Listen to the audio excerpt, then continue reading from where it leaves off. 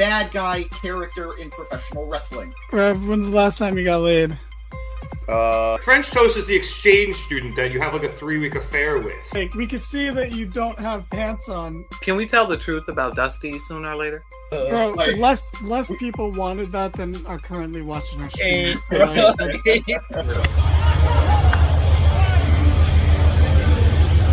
And you know Vince, and you still think, are these true? It's like... Welcome to the Mark It Down podcast.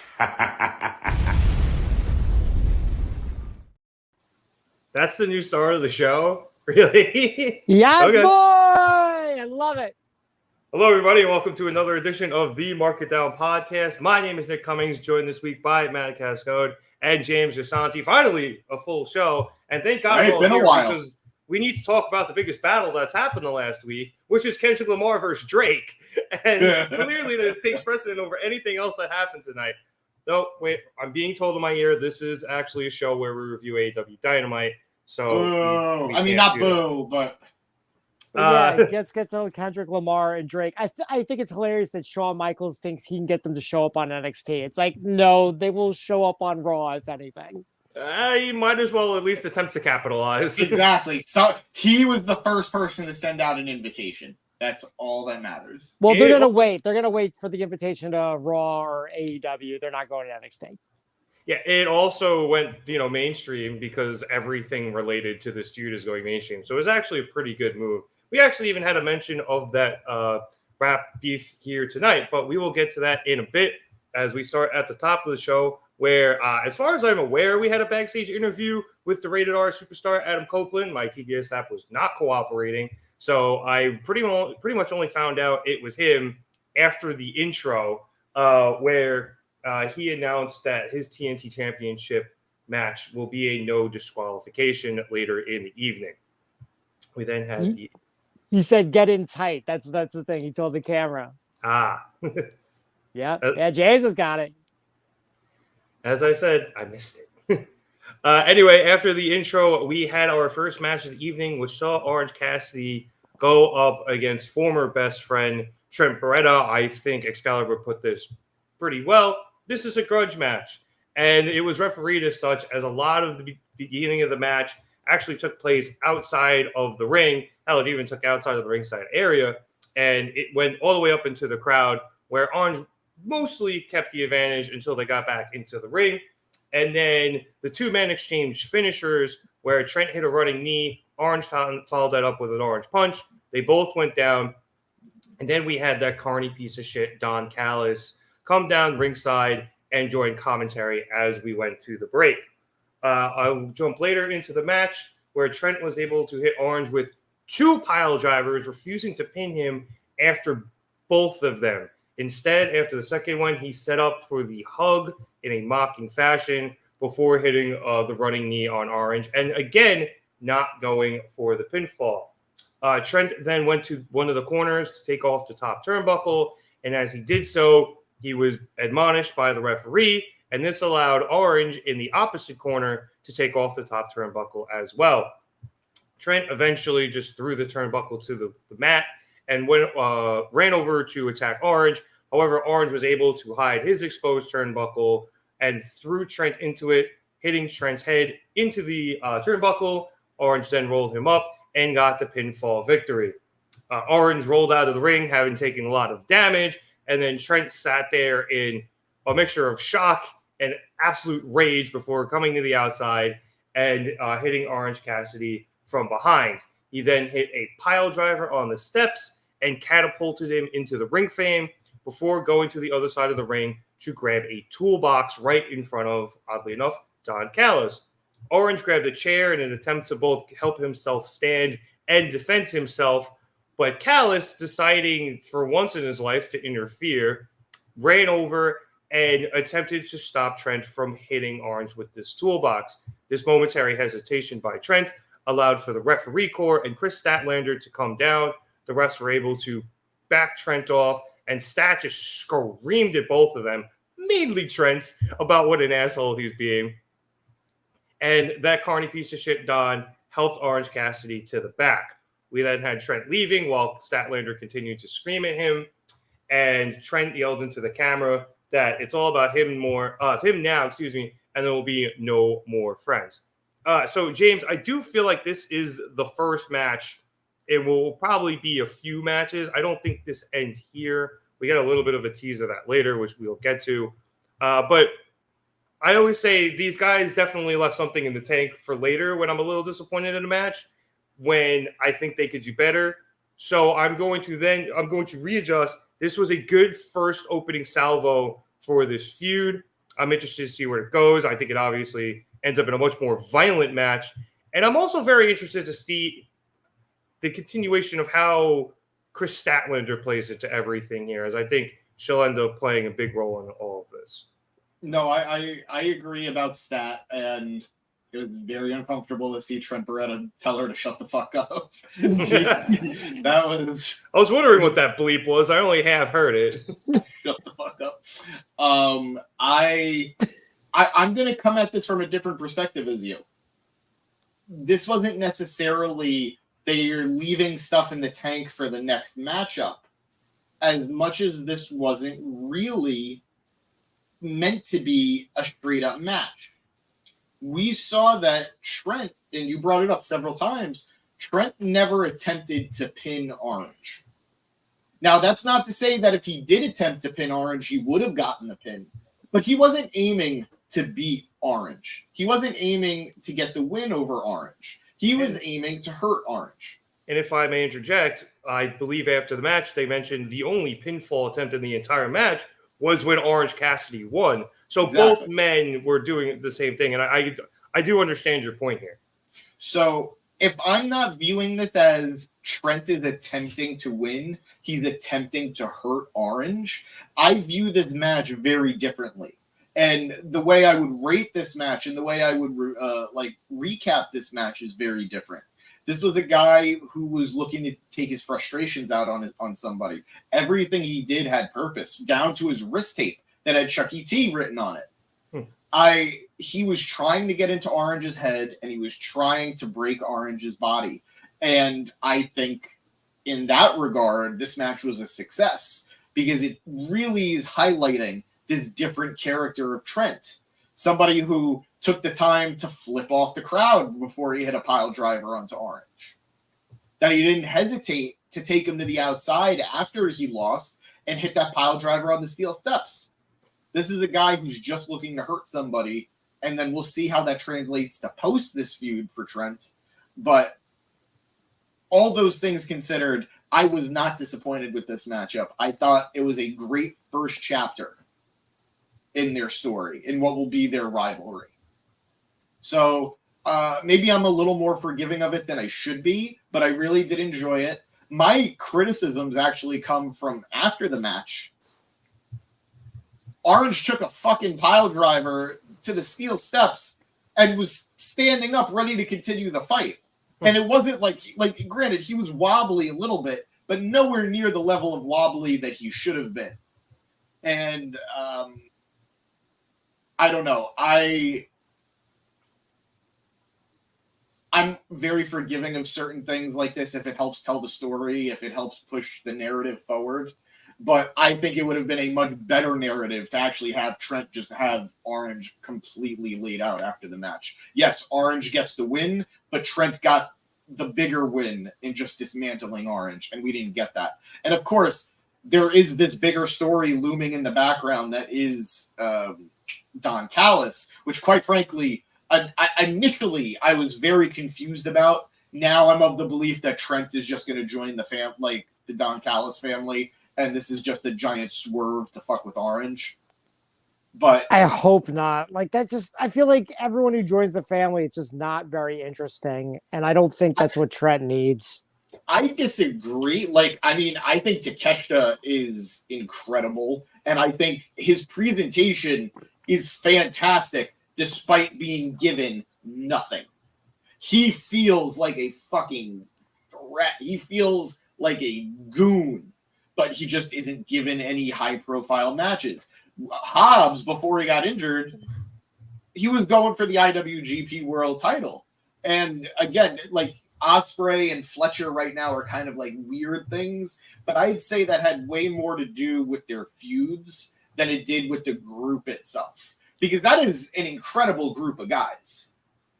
I'll say I agree with Takeshita, but like I feel like Hobbs being in the group didn't really do anything. Sammy being in the group didn't really do anything. Well, Sammy's not a fair comparison because Sammy was in the group for dumb. literally a week between getting injured, having the baby, leaving the group, and then being gone again. It's Sammy's not fair. You can make that argument for like I don't necessarily agree with you about Hobbs, but that's fair. Like I think that's more fair. But no, I think that group is an incredible group of talent.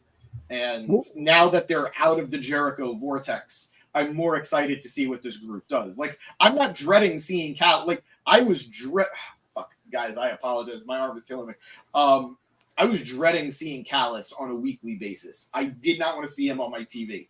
Now that we're out of the Canadian stuff, now that he's done with the guys from Winnipeg, I am a lot more open to what we can see. But I mean, I'm interested with. I totally will agree with you on the. I don't think Orange should have been standing. Orange should have been laid out after the pile drive. You took 3 pile drivers plus the knee. Like, not that that's necessarily his finish, but you know, it's still a pretty devastating move. Night.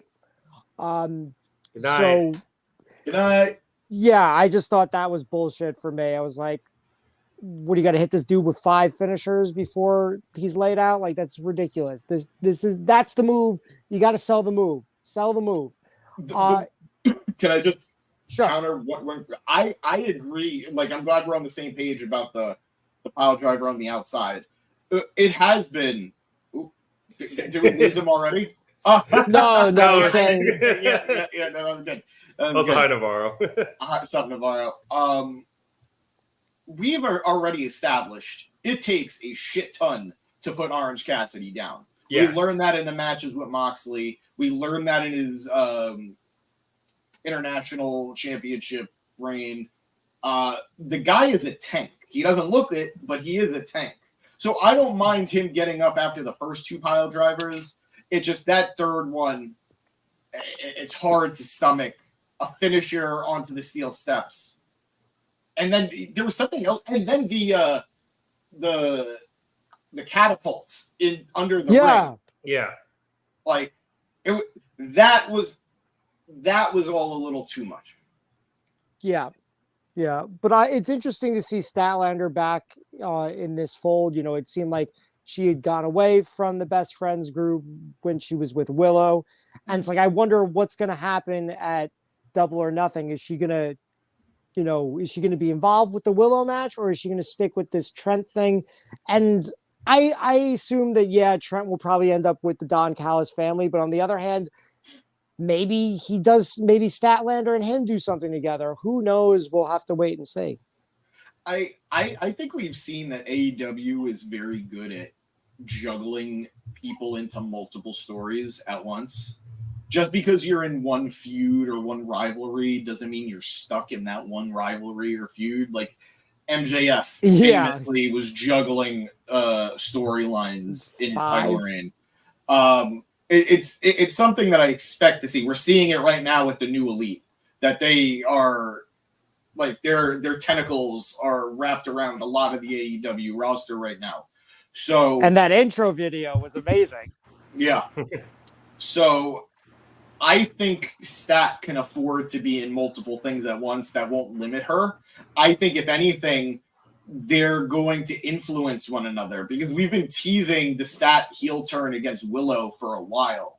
And now that Trent is heel, I could see her working with both sides. That's the beauty. Like, it's something I've appreciated about the AEW roster and the AEW storytelling since day one. These relationships carry over. It's not like I'm just friends with somebody for the duration of a feud. Like, if I'm your buddy, I might not be on TV with you every week, but when you need me, I'm going to be there. Like, there was a good long while, and it never got explained. It was just something that happened. Anytime Eddie Kingston got into a backstage fight, Ruby Soho was there. You know, and you remember that, right? Yeah, because they're friends, like actual friends. And he has I like love 5 that. of them. And I love that because it's one of those things. I can expect you're going to be doing your own thing, but if I love this person or if I'm friends with this person, I'm going to be there when they need me. So I think we're going to see like a heelish version of that with Statlander. Yeah, like I said, I think she's maybe the biggest question mark out of all of this. I think the thing that intrigues me most, because Don is intriguing, and comments about the family itself aside, I am. But he's a curious to see carny piece of shit, though. Yeah, that's the thing. He's a carny piece of shit. And whether or not it's Trent who joins him instead of Orange, they do need another guy because whatever comes down with Will and Aussie Open is probably going to come down as soon as Davis gets healthy, and then it's 3 on 2 or whoever. I don't even know who's left in the family. Yeah, it was Hobbs is gone too. So they're gonna need more people. We don't believe you. You need more people. So I'm curious to see. Don is clearly on scouting missions and attempting to recruit people. So that's a nice little underline to this entire feud. But James, I think you brought up a good way of looking at this match where it was more of 2 guys trying to kill each other within the context of a sanctioned match instead a regular, like a one-on-one sanctioned match instead of a no DQ or something or a last man standing. But I do think because that's the way they fought, we will end up there in the near future, probably culminating at Double or Nothing. We didn't get to talk about it because you guys weren't with me last week. What do you guys think about the news of Chuck Taylor having possibly wrestled his last match? Sucks, man. It really does. I mean, I love Chucky T. If this is him going out, at least he got to say shit on television. But I mean, it would really, really suck. I love watching him wrestle.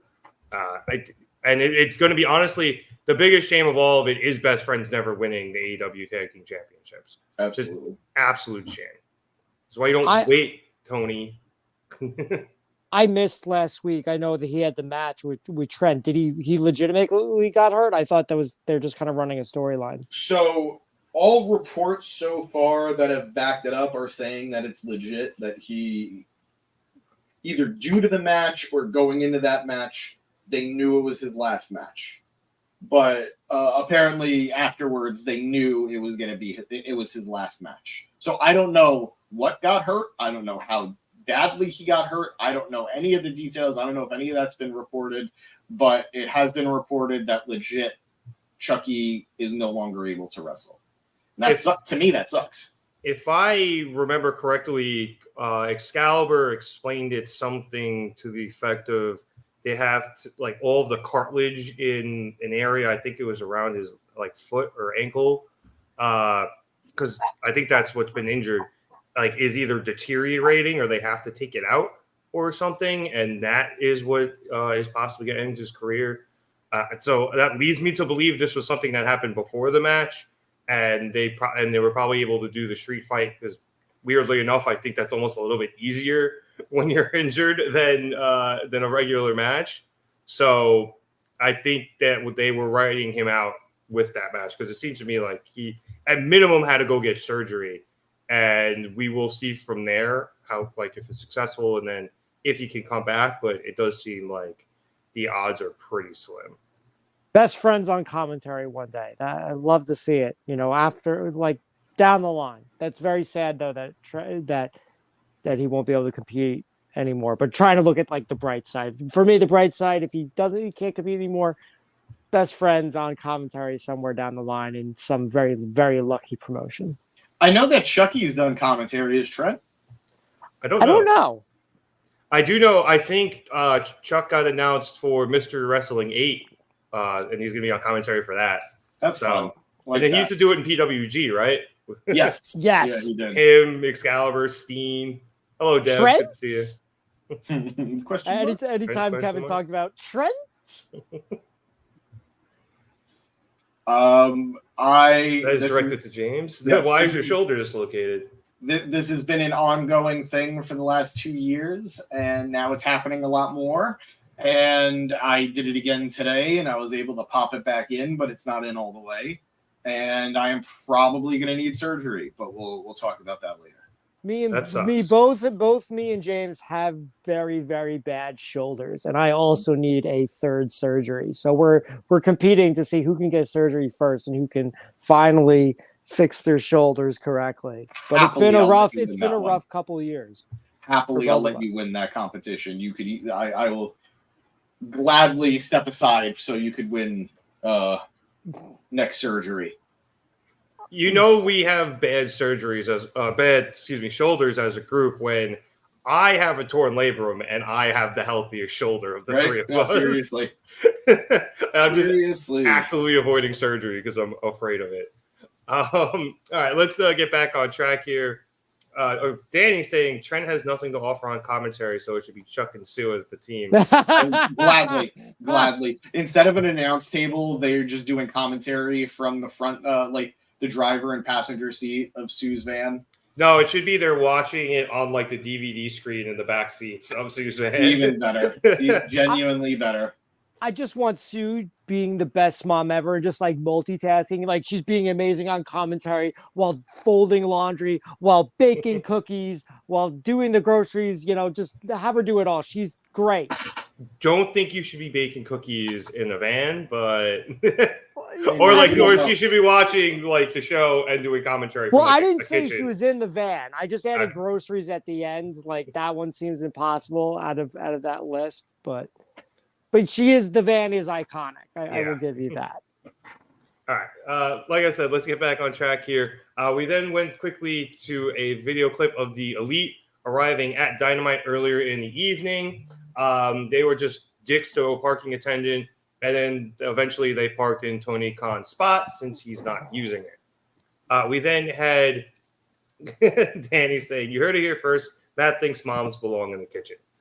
Oh! Only if they want to be, whatever floats your boat. Good save. We then went to a backstage promo from Jack Perry after the Elite's attack on Kenny Omega from last week. Perry is very pissed off that Kenny Omega was able to get his shots in, saying that it was probably the last time he'll ever be able to use all his old moves in his hometown.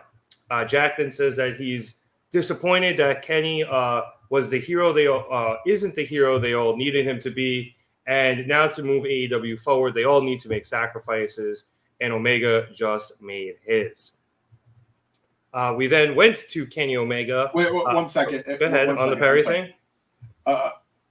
I love that they aired this because this happened on their social media last week, and we've all been saying how we wish that they would actually show these promos on occasion. Like, how many times has there been a good Bryan Danielson one after a show or a great Eddie Kingston one after a show? Every time. We always say, why are they doing this only on Twitter? Why are they only doing this on Instagram? So I am so glad that they put this on Dynamite because the reception to it last week was great. The promo that Perry cut, obviously, like it was, I loved it. I thought it was a great showing for Perry on the mic. I think it was his best promo ever in AEW.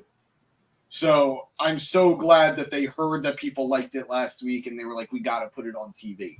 More of that if we can get that. I saw somebody say this, I think it was on Reddit, maybe Twitter. They said, it's amazing how Perry had to go to Japan to learn how to speak English better. Yeah, I saw that. Yeah. But I mean, whatever he did in his excursion, he is way more confident in his delivery, his promos, who he is as a character right now. And on the mic, he has just been so much better. Maybe he did promo classes, whatever he did. It's just he's killing it right now so far. Being under the tutelage of Evil and Dick to Go, it's going to make you a better speaker no matter what. And go ahead. He's the only pillar right now. He's the only pillar that we got. Everyone else is out. That is very true. Yeah, Ricky's MIA, MJF is hurt and MIA, and Sammy's suspended. And Darby's hurt too. Oh yeah, and Darby. Ricky's not a pillar. Oh yeah, Ricky. Yeah, well, I don't know why I said Ricky, but he's not there either. So Danny's saying we've always been a pro Perry podcast, and James is giving them a Malocchio at the moment because that's they. All right, I'm just gonna keep it moving because as I mentioned, we went to Kenny Omega giving us a promo from a hospital bed. He said he was in the ER after the attack by the Elite last week. Kenny first thanks Matthew for reminding him that what they did to him wasn't personal, it was business, and therefore he has some business to attend to himself. He then announces a match for Double or Nothing. It'll be the Elite against Team AEW in an Anarchy in the Arena match. Kenny picks FTR as the first two members of Team AEW after they show that they are willing to stand up to the EVPs. As for the other two members, Kenny's a little new with the whole booking matches thing, but he's sure that they'll reveal themselves by the end of the night. Nice to see Kenny. I hope he's doing okay, both in kayfabe and out.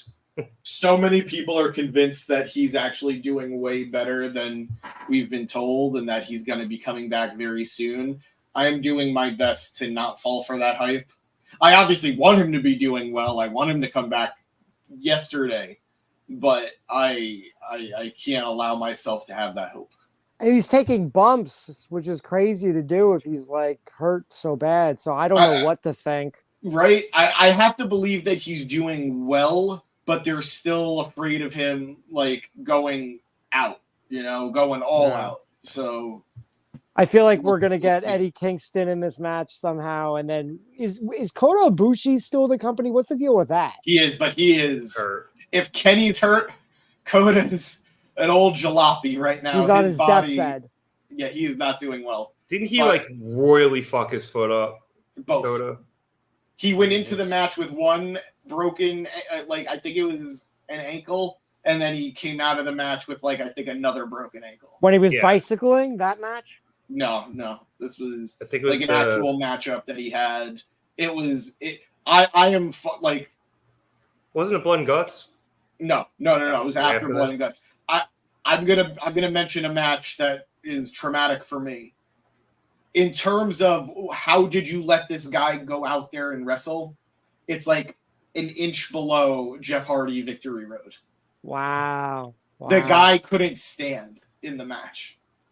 But I think I saw that one. I forget where it was, but I think I saw that one. That was bad. It was in Japan, I think. No. Bloodsport, maybe? Yeah, I was gonna say it was. I don't think it was GCW? It was something. I got to double check. I'll look it up, but you guys keep going. All right. Well, James handles that. We will move on to our next segment, which was an on-stage interview with the number one contender for the AEW Women's Championship, Serena Deeb. Serena says that she has come out to refute the rumors and the innuendos that she will not be able to defeat Toni Storm, and she goes on to explain why losing is not an option for her. She breaks down why she was out for the last 15 months, saying she suffered 3 unexpected and unexplained seizures, and they continue to remain unexplained despite visiting numerous doctors. So with all this in mind, she decided to sit down and figure out what she wanted from her career at this point, and she decided that she wanted to be able to call herself world champion. She's then interrupted by timeless Toni Storm, and Toni comes out and says that she thought she was going to hear from her challenger, not a charity case, and takes some money out of her bra and throws it in Serena's face. Serena then responds that Toni needs to start giving a shit and taking this shit seriously because she has fought for her life these past 15 months, and she is now going to be fighting for her life for that title. Toni says that she does not give one single solitary shit. And the two women get face-to-face for a stare down before Toni tries to throw a cheap shot. However, Deeb was able to intercept it and land a counter punch, knocking Toni out cold on the top of the stage.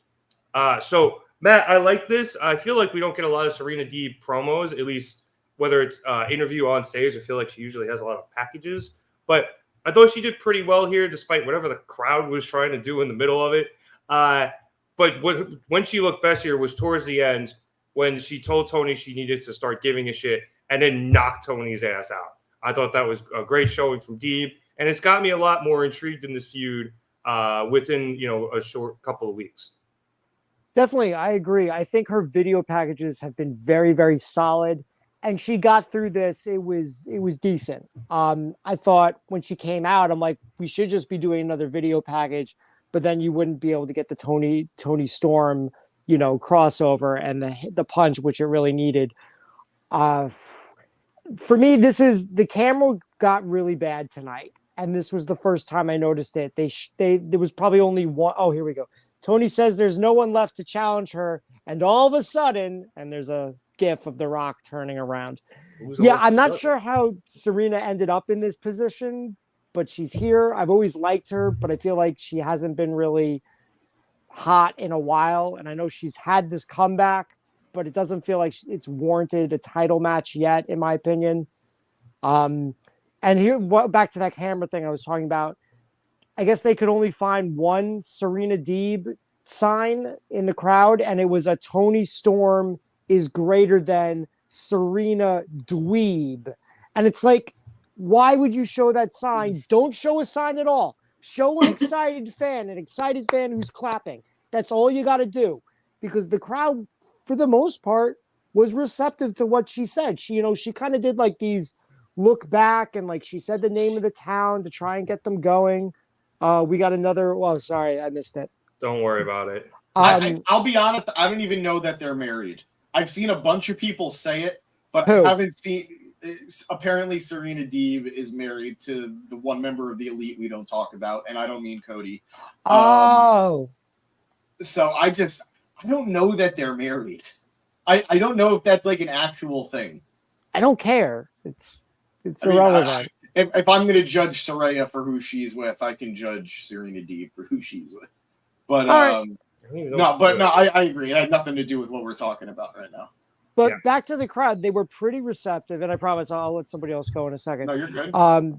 They were pretty receptive. At one point, they did, before she got to the seizure stuff, they did get a little bored, and I think they started chanting for like the Oilers or something about their hometown, because damn, was this a hockey crowd? There were so many Oiler jerseys in the crowd. James, what did you think?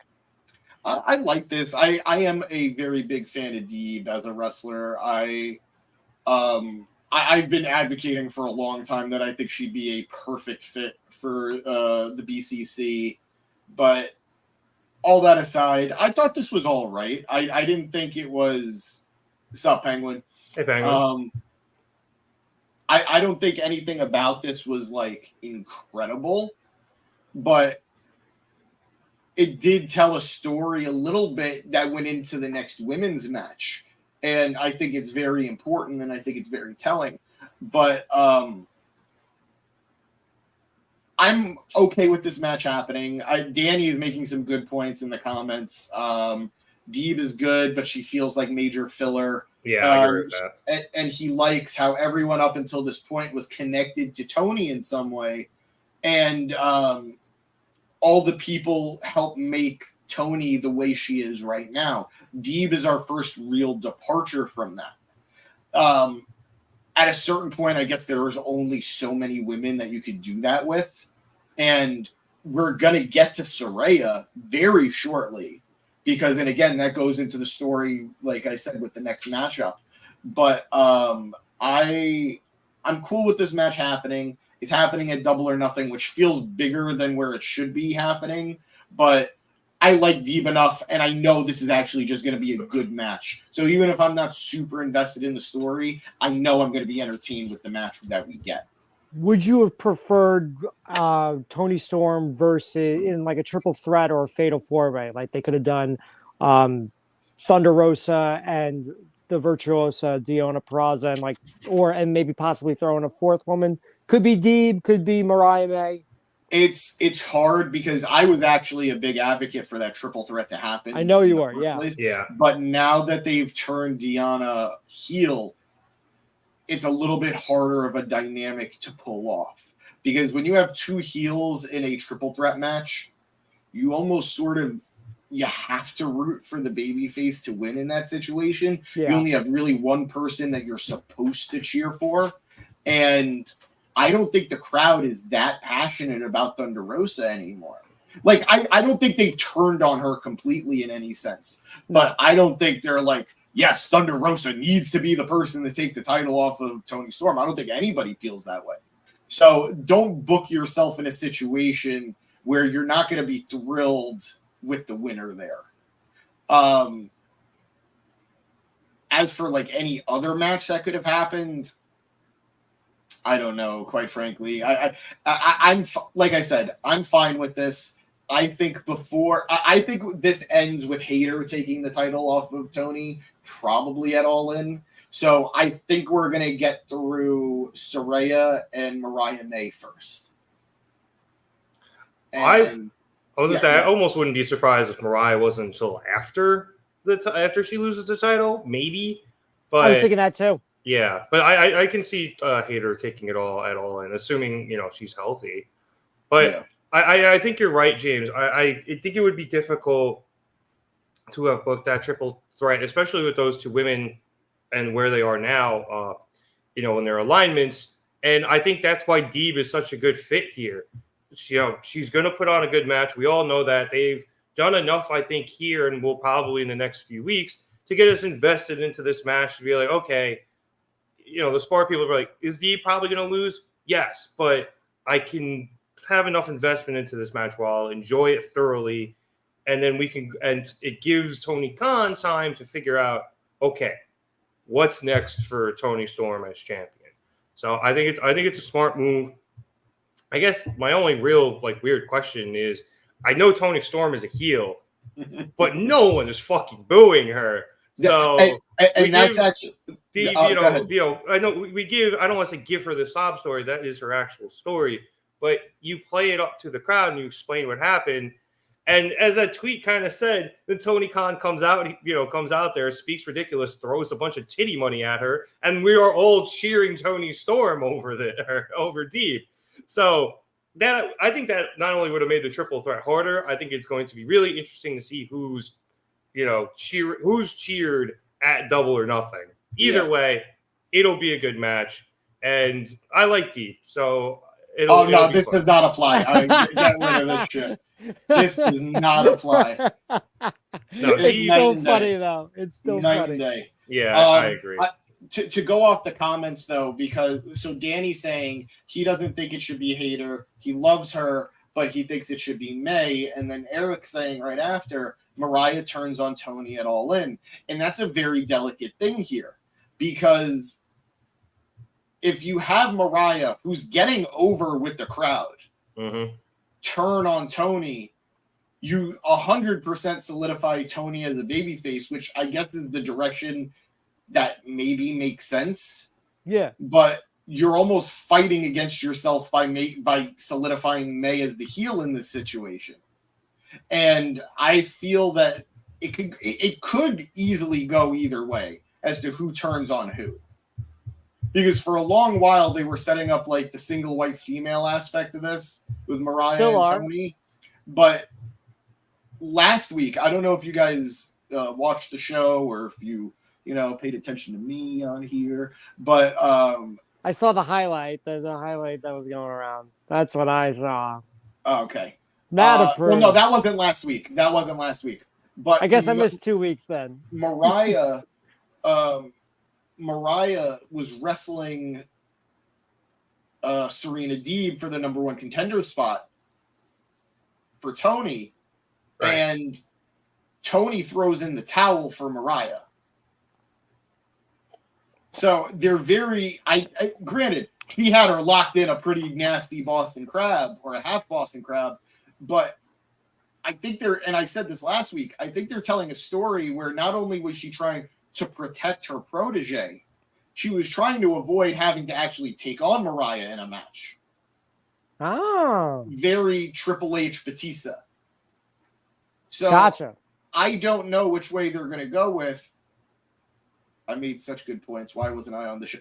Good question. I don't know. I miss you. But anyway, Streets are saying Serena Deeb put the crowd to sleep with a promo on Dynamite.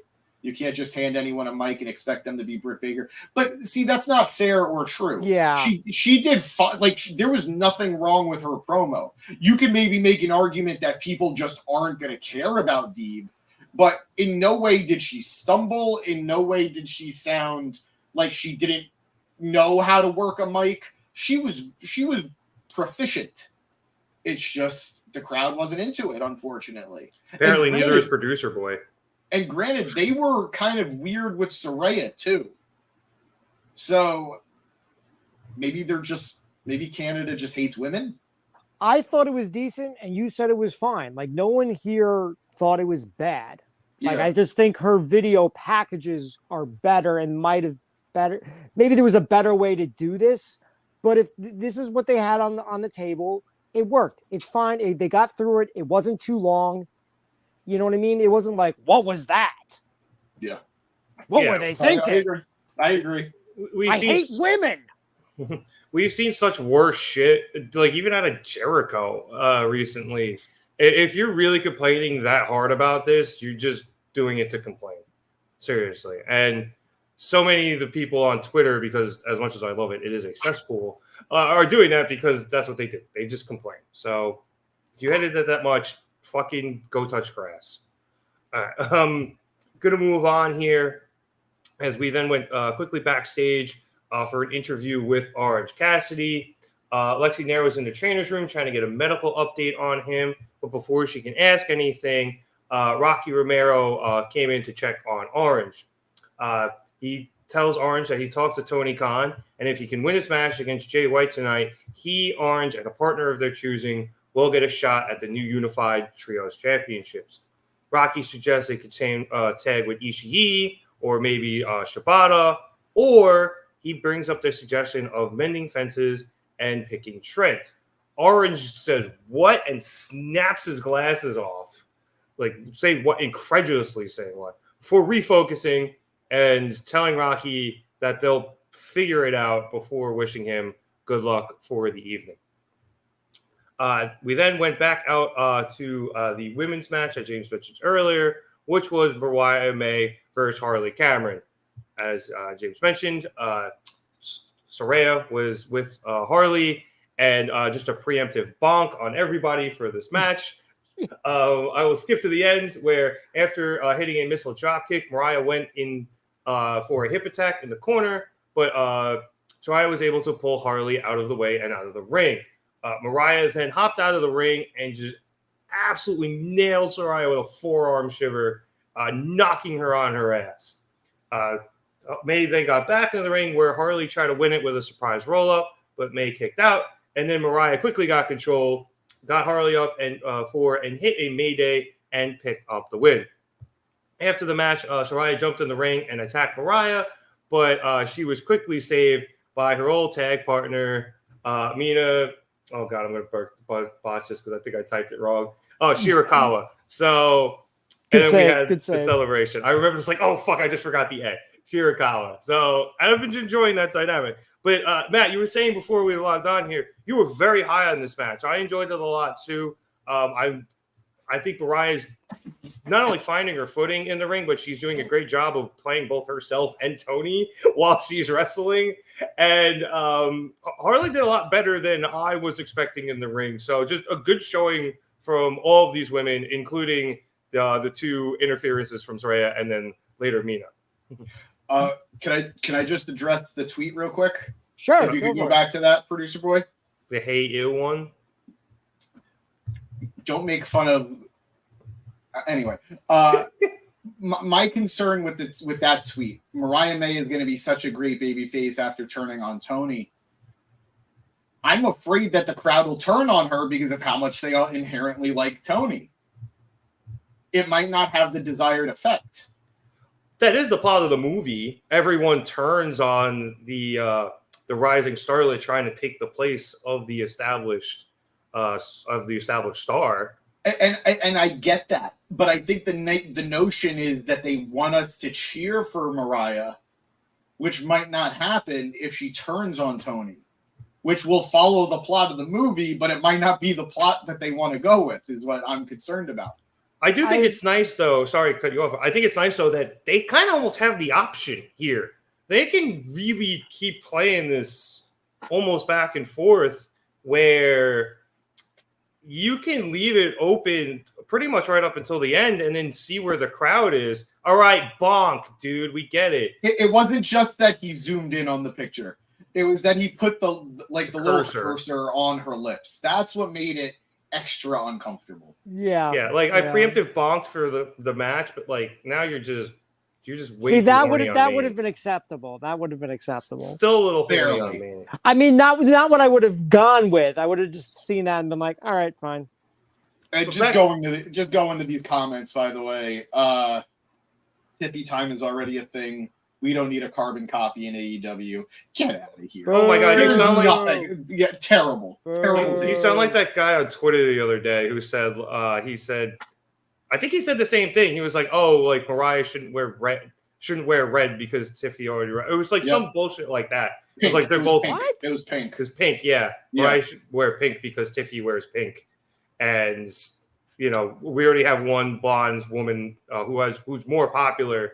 Like you shouldn't be stealing her style, even though Mariah has been doing it for longer. It was just the dumbest tweet, and thereby that was the dumbest comment. I'm glad I didn't see it, but maybe Tony does more manipulative shit before Mariah turns on her. That way they build it up, and that way we get that, we feel for Mariah and we're like waiting for it to happen. And then when it happens, we're all very satisfied. Yeah, maybe that's what they'll do. They just play it by ear. You can, like I was trying to say, you could just play it, and whoever the crowd is reacting to more as the face towards the point of somebody's got to turn on somebody, just go with that.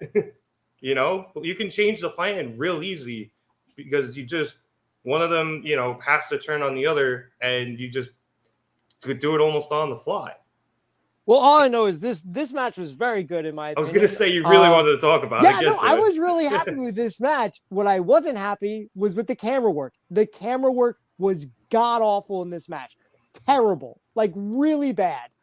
I think the beginning was just timing. It wasn't a huge issue, but like Soraya's like, look here, cameraman. And then like a second later, like they changed cameras. And I'm like, okay, I guess we're not doing that. And then now I'm getting all the names mixed up because I'm dyslexic apparently. But Cameron, she's like doing this thing. She's like, hey, look at me. Like she's showing off the goods. And the camera's like distracted elsewhere. And then Soraya's like jabber-jawing with like the attractive woman in the crowd. Meanwhile, there's like good action going on in the ring. Like it wasn't like a rest hold. And they were showing like stuff of I should just focus on what I like. The wrestling was very good in this match. It was Haley Cameron's first match. Harley. Thank you. I was about to say, I'm like, I know I'm not saying that right. It was Harley Cameron's first match on Dynamite. I don't watch Rampage, but you guys have said that she hasn't even wrestled on Rampage. She's wrestled 2 matches in AEW on Dark. That's how long it's been since she's wrestled, which is insanity to me. But she's been a highlight. She's been a highlight of Rampage, is what you told me. So it's good that she's being rewarded. She put on a very good performance tonight. So did Mariah May. Really liked it. I think the camera work just definitely was a problem for me. Like they even showed the ramp for I forget this woman's name, the Japanese woman, because I'm not familiar with her Mina yet. Shirakawa. Thank you. Mariah May's old. Mina. That's what I said, Mina. I thought you said Mira. My bad. No. Her old partner in Japan in Stardom, right? Stardom. Yeah. They showed the entrance. It's like, bro, her music hasn't even started yet. Relax. So they messed up multiple times with the camera to the point where I'm like, do they have like an intern working the camera tonight? Is the cameraman drunk? Like what's going on? It's not the cameraman. It's production backstage. Yeah, it's the director, I think, is Eric put in the chat. But you know what it really is? It's that you have 2 inexperienced EVPs who haven't been running the show for the last 5 years, and they're just calling out everything wrong, and it's just not looking good. Which would actually low-key be an amazing subplot to all of that. I'm not sure they're smart enough to do it, or they're clever enough to like make it obvious without making it obvious. but it would be really cool if they did that. Agreed. It's just a shame that like both these women, I think, really put in good work tonight, especially because I think a lot of people wouldn't expect that. Like, again, we haven't seen Harley wrestle in quite some time. So it's nice that I think they did very well, and they also performed well above what was probably expected. And it's just a shame that the camera work wasn't on par with their performance. Yeah, and I think Producer Boy put up a tweet saying the crowd was very into this, James. And once again, it's amazing what happens when you don't put the women in the time slot of death. I think one, yes. Two, I think it's also important to note that they're highlighting the women that are going to be pushing us forward and carrying us forward. Mariah is definitely a big part of that future. So, and Harley Cameron is also a big part of that future. Harley, got to give it to her. I know we've all been giving her roses in this match, but like she sold a lot of things beautifully. She was fantastic in making Mariah look great, and that's a big part of helping elevate your opponent. So I love that aspect of this match. I thought that Harley did great. May is just on a weekly basis giving us strong showings, and the crowd is starting to fall for it. So winning segment all around. And again, I wanted to go back to last week and to the story that they were telling with Tony earlier. Tony threw in the towel for Mariah last match, costing it to her. Now she was out on her own, and she was able to overcome the odds of Saraya and Harley to get the win. I think that's very telling, and I think that's a minor thread that they're starting to pull on. So just I love the subtle storytelling at play here. I love the direction of basically all of these women, and I think this is obviously going to lead once Tony is done with Serena, that this is going to lead to Tony versus Saraya. This was just sort of laying the building blocks down for it. I wouldn't be surprised if next week we got Saraya versus Tony. Not Tony. I'm so sorry. Saraya versus Tiny. Mariah. And no, Tiny. That was a good pot shot. It really was. So let's see. I think this is going to be some very good long-term storytelling for them. I think I'm all for it if we keep getting matches like that. Sorry. Yep. Oh, I was like, what the fuck? He's on his phone. I think that's what it did. Oh, okay. Wait, do it again. I want to see if it happens again. Did you throw up thumbs up for that, Matt? Those aren't spirit fingers. These are spirit fingers. Oh, I thought you threw the thumbs up in it. Yeah, you did a thumbs up a second ago. We'll never be able to replicate this out there. See, that should go in the opening. Yeah. Okay. No, but James, to your point about subtle storytelling, I think another good piece of that is Mina only comes out when Tony's not there to help Mariah. I think so far. Very true. You have that small thread being pulled on little by little as well. So a lot of good stuff here. And it's nice that everything is not as overt as it maybe used to be in the women's division because they didn't have as much time. James, now they have more time and they could do stuff like this. And you continue to notice things as you just notice something again. I did notice. I don't appreciate all the baiting they're doing with Mina and Mariah. A couple weeks ago, they did in fact kiss. This week, they just teased it, and all of a sudden, we got champagne. When am I going to get Kenny and Coda kissing? That's what I want. This is not the blonde and Asian combination that I care too much about. I want to know when I'm going to get my golden lovers being my best boys. That is not where I thought you were going with that, but I thought about it as it happened, and it's not fair to the women that, of course, they're always compared to the men. But you know what? I want to see my golden lovers be the second part of their word, of their team name. It's been a slippery slope for James ever since he got kissed on the cheek by the Young Bucks. I'm just going to say that. Not that there's anything wrong with that. The only slopes that I want to be slippery are what... Careful. Pause. Take it through. Hey, yo. Moving on. I mean, I complain about wrestlers when they wrestle in shirts. It's like, I came here to watch you wrestle in just your underwear. I too want to see Kenny and Coda in their underwear. Take your shirt off, damn it. Real quick, Navarro asked what Kenny had to say earlier. He announced a Anarchy in the Arena between the Elite and Team AEW, so far consisting of FTR. And then two more, Kingston. and that'll be at Double or Nothing. 2 more members to be named later. Spoiler alert. Moving on. Wait, one second. Red, did you watch the end of the show, Matt? The end of the show cut off when Okay. Mercedes Monet was having a promo. So did something big happen after that? Yes, Yeah, dude. yeah. Did you look at Sorry. Read the title. Oh yeah, well, it's not in the title. No, Okay. don't worry about it. We'll You'll talk about it surprise me. after. You'll surprise me. Yeah. Yeah, it cut off. It cut off for me. Sorry.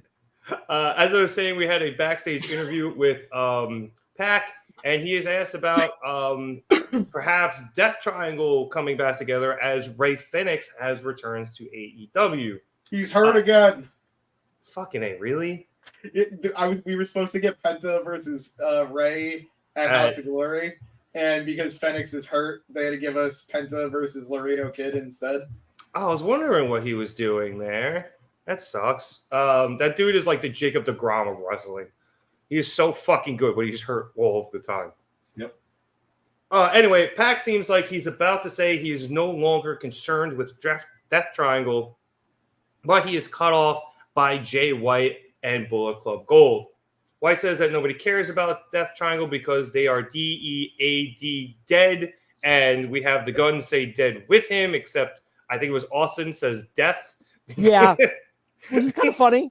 It's super funny. Him being a moron is one of my favorite like little gimmicks in AEW. Jay then laughs at Pac for failing to defeat Okada and win the Continental Championship, saying that Okada was a man he was able to defeat.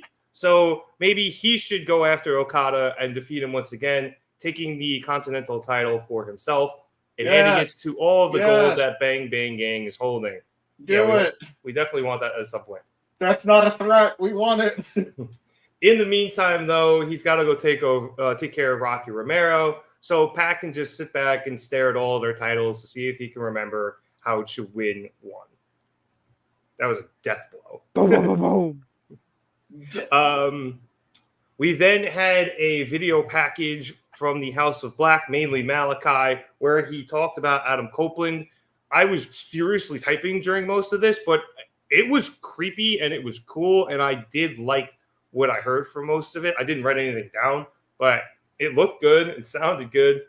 And what I remember of it was mostly that Malachi was talking about how Copeland used to be a killer, and then he set that aside to get married and have kids, and he's slowly starting to slip back into that killer he once was. So adding to the storyline of Adam becoming more violent after, especially the Christian stuff, and now even like after last week where we weren't sure if he was going to concerto Buddy Matthews or not. So good stuff out of Malachi. When you give him creative liberties, man, he's so good. It was good. It just reminded me a lot of Bray Wyatt. Like if he was in WWE, I think he'd be perfect for like, maybe not perfect, but he would fit right into whatever this Wyatt 6 thing that they may or may not be doing. Maybe. I mean, he's spooky and a little supernatural, but he's always, I think, found his own lane. Like, you can definitely draw the comparisons, but I think he's done a good job of creating his own lane there. I agree. Just tonight, to me in particular, for me, it reminded me of like, I feel like I'm watching a Bray Wyatt promo here. There's nothing wrong with that. Yeah. It reminded me of the old WWE bit where he was like, "Come knock on my door." Do you remember that before he got released? With the glasses? No, like I don't remember if he was wearing glasses, but Vaguely. he would literally have his own room backstage. Oh, yeah. Promos saying, "If you want to fight, just come knock on my door." And then I think the first person, and quite possibly the only really person who did it, was Buddy Matthews. No, somebody else knew where he was and attacked him there too. But regardless, it felt like his old WWE shtick just amped Kevin up Owens? a little bit more. Maybe. Yeah. Eric, you left the volume on, bud. He knows. Or we're listening to Kendrick Lamar or Drake or That was something? neither. Yeah, I knew it wasn't Drake. Moving on, we then came back from commercial to a promotional package for the founders of AEW, the Young Bucks. We quickly watched that and then saw them backstage complimenting their own work, saying how great of a promotional package it was, before they mentioned that they could really stand to hear less from Kenny Omega. A production assistant then handed Matthew a piece of paper saying what was up next, and that was Swerve Strickland. So the two of them, they're like, oh, there he is by the curtain. And hey, Swerve, good luck out there tonight. And then we went into the segment with Swerve Strickland. So Swerve comes down, and he's obviously very pissed after Christian and the Patriarchy jumped in last week, and he was given a kill switch on to the title, and then kill switch the dinosaur, I guess he's still a dinosaur, ripped a dread from Swerve's head. Clearly, like I said, he's pissed off. And he says that when you're the champ, everyone wants a figurative and literal piece of you, again, referring to that dread. However, Swerve can't really blame Christian for doing it, as he has done things like that before. So he calls Christian out so that they can have this conversation face-to-face, and obviously Christian shows up with the Patriarchy. Christian says that while people thought taking one of Swerve's dreads was disgusting, it was indeed on purpose, and it was to send a message. The message being that he is going to take something from Swerve every time he sees him, up until he takes what he really wants, which is the AEW World Championship. Christian says that Swerve is not on his level, as he is the face of TNT, CBS, and the patriarch of AEW. And when he forecloses on Swerve's house, all Swerve will have left is his gold teeth. That is unless, of course, he decides to take them now. And the Patriarchy slowly makes their move towards the ring. However, Swerve says that he indeed did not come alone this evening, and the Mogul Embassy appears behind them, getting his back. Swerve says that he wants Christian to get in the ring so bad so he could beat his ass like Kendrick beat Drake last week, following it up with it'll be the last time somebody from the West Coast beat down a fake-ass father from Canada. Great line. Yep. However, he knows Christian won't do it because when he loses, that'll put him in an uncomfortable position. And when Christian gets into an uncomfortable position, we all know he is going to say, I quit. Another great line. Back to back. Just bars from Swerve. This actually leaves Christian speechless. However, the silence is quickly broken when Brian Cage blindsides Swerve and takes him down from behind. The Mogul Embassy then all join together and they beat the ever-living piss out of Swerve, culminating in them putting him through the announce table, utilizing the ring steps to get him up to that height. We then go backstage where we see the EVPs greeting Christian and the Patriarchy with a round of applause, saying, congratulations on a job well done. Christian congratulates the Bucks on their great idea and says that this will be the start of a beautiful working relationship. Matthew, as the Patriarchy leaves, then asks Nicholas if what they did would be considered a bitch move, and they laugh, saying that it won't be. James, this was a lot of stuff happened here. I thought we had good lines from both guys, both Swerve and Christian. Swerve obviously gaining the upper hand on the mic with those two, like I said, absolute bars at the end of everything. I think we did an interesting job of figuring out the Mogul Embassy's place in all of this, as we haven't really seen them in the last few weeks, at least with Swerve. And now they've decided to officially turn on him. Noticeably, no Prince Nana. Yeah. Well, he's still selling the injury from last week. Right. So, but again, I think it was still noticeable or at least noteworthy.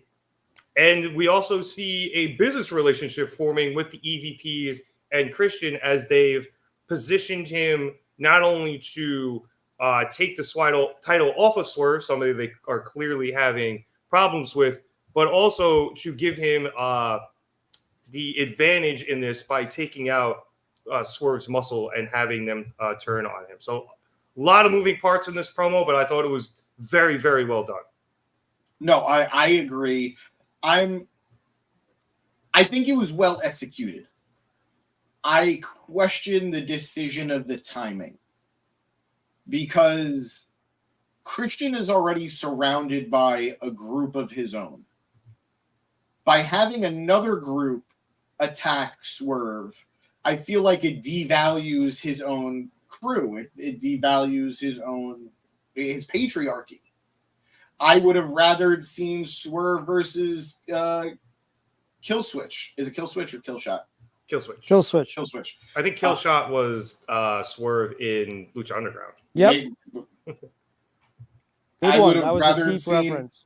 I would have rather seen Swerve versus Nick Wayne again. And now we only have, I think, like 2 weeks until the pay-per-view. That's a lot of ground to cover in a short amount of time. But we got Collision as well. Of course, but no matter what, it feels like you're rushing through it. What was so funny? Oh, just Collision. Yeah, right, yeah. Generally. That's so fucked up. It's true. It's a lot to cover in a short amount of time when this is stuff that feels like it should be given time to breathe. On one hand, I feel bad for this trio because realistically, the Collision ratings are going up. Eric is right about that. That's good. But realistically, this group is probably going to flounder without Swerve, but they needed to address the connection in one way or the other because the Mogul Embassy does not feel like it's been a true unit in a long time. It's felt like it's been the three of them and Swerve. So I would have probably done this with Swerve's next partner, or not partner, Swerve's next opponent. Yeah, but we're here, and it's gonna be good. It's gonna be a good match. We all kind of crap on Cage, but the guy delivers. The guy has great matches. So I don't crap on Cage. A lot of people do. Yeah, I think Cage is usually perfectly positioned. He's Yeah. a very good mid cards. Even upper mid-card monster, depending on how you heat him up. I'm going to push back on you a little, James, because had the Mogul Embassy stuck with Swerve for this feud with Christian, they outnumber the patriarchy 4-3. And That's Swerve true. is the face here, so I know he's, not your typical face where, he's still kind of a little bit of gangbanger, who's a rapper, which is pretty much his gimmick. But if they are trying to push him in the way it looks like they're trying to push him, outnumbering the bad guys isn't I don't think a great look. So this turns the odds, at least the numbers, back in Christian's favor. And then you can see what happens with the Mogul Embassy, why they do it. Was it, money from the EVPs? Was it the promise of, title chances? Whatever it was, I do think it creates an interesting story for them in the short term as they go off on their own. And like I said, rebalances the odds and shuffles the deck a little back in Christian's favor. So I get why they did it here. I do kind of understand what you're saying, but I think you had to just give Christian the numbers again because that's how his group works best. And he's too smart to attack 4-on-3. So I think that actually plays into his character a little more as well. I think. Go ahead. Sorry, no, you can rebuttal. But No. Go ahead. All right, because I'm going to pile on here, James. You ready? No, that's fine. I'll take you both on. I'll use you to hit him. I think this was the right move because Christian says he's going to take something from him each week, and we thought it was going to be the gold teeth, the grill, what have you, this week. Instead, he took away his group, so that's what he did. And I think if they had waited another month or 2 months, for whatever next Swerve opponent, this is overdue at this point anyway. It's like you said, they haven't really been a real group. I think the last time all of them were together was like that backstage segment with MJF, like asking like, "Oh, did you beat me up?" And he's like, "No, we didn't beat you up." The only thing that's connected Swerve to the other three guys has been Prince Nana. Like otherwise, those three guys and Swerve are separated. It's just Nana in the middle that connects them both. So I think this is the right time to do it. get rid of the group. Swerve's on his own. He's got to figure something else out. And who knows what he'll lose next week. But he could definitely have a match with Killswitch or Nick Wayne next week. And I like this. It worked for me. I'm not a huge fan of Christian being not only the number one contender for the world title for a pay-per-view, but also the main event. It just seems like a whole lot for Christian because he's not, I feel like he just came off. That's the thing with heels. A lot of time it'll be like a mid-card heel title will be on a heel. And as soon as he loses it, he'll somehow manage to be in like the main event world title picture, which I get. Like it makes sense sometimes. It's a thing that's been done. I just think it's a lot right now because I don't think Christian is as hot as he has been in the past right now. And the fact that it's the world title in one of their biggest pay-per-views and it's going to be the main event of the pay-per-view, that I don't know if I buy Christian in that spot. At least it makes sense a little because the Bucks are the ones pulling the strings here, and you could explain it like that. Last week, too, they were definitely playing with the crowd. They were like, we've got a former Canadian world champion who is, it's been a while since he's had a title shot, and you guys are going to be excited. And then instead of Kenny, it was Christian. So realistically, it was funny because last week when I was going over the show, I started talking about it very similar to you that I'm like, really, his first title defense on pay-per-view is going to be Christian. And then as as commentary is hyping it up last last week, yes, they acknowledge the fact they have a history as a tag team. That Christian is mad at him for, in his mind, costing them at the biggest show of all time at All In that he was the one who lost. And then he said, "You think I forgot about what you did to my son at that gym where you attacked him and you bloodied him up?" So there is a lot of heat to this feud if you actually think about their history. It's just, I do agree with you. Christian felt like he came out of nowhere.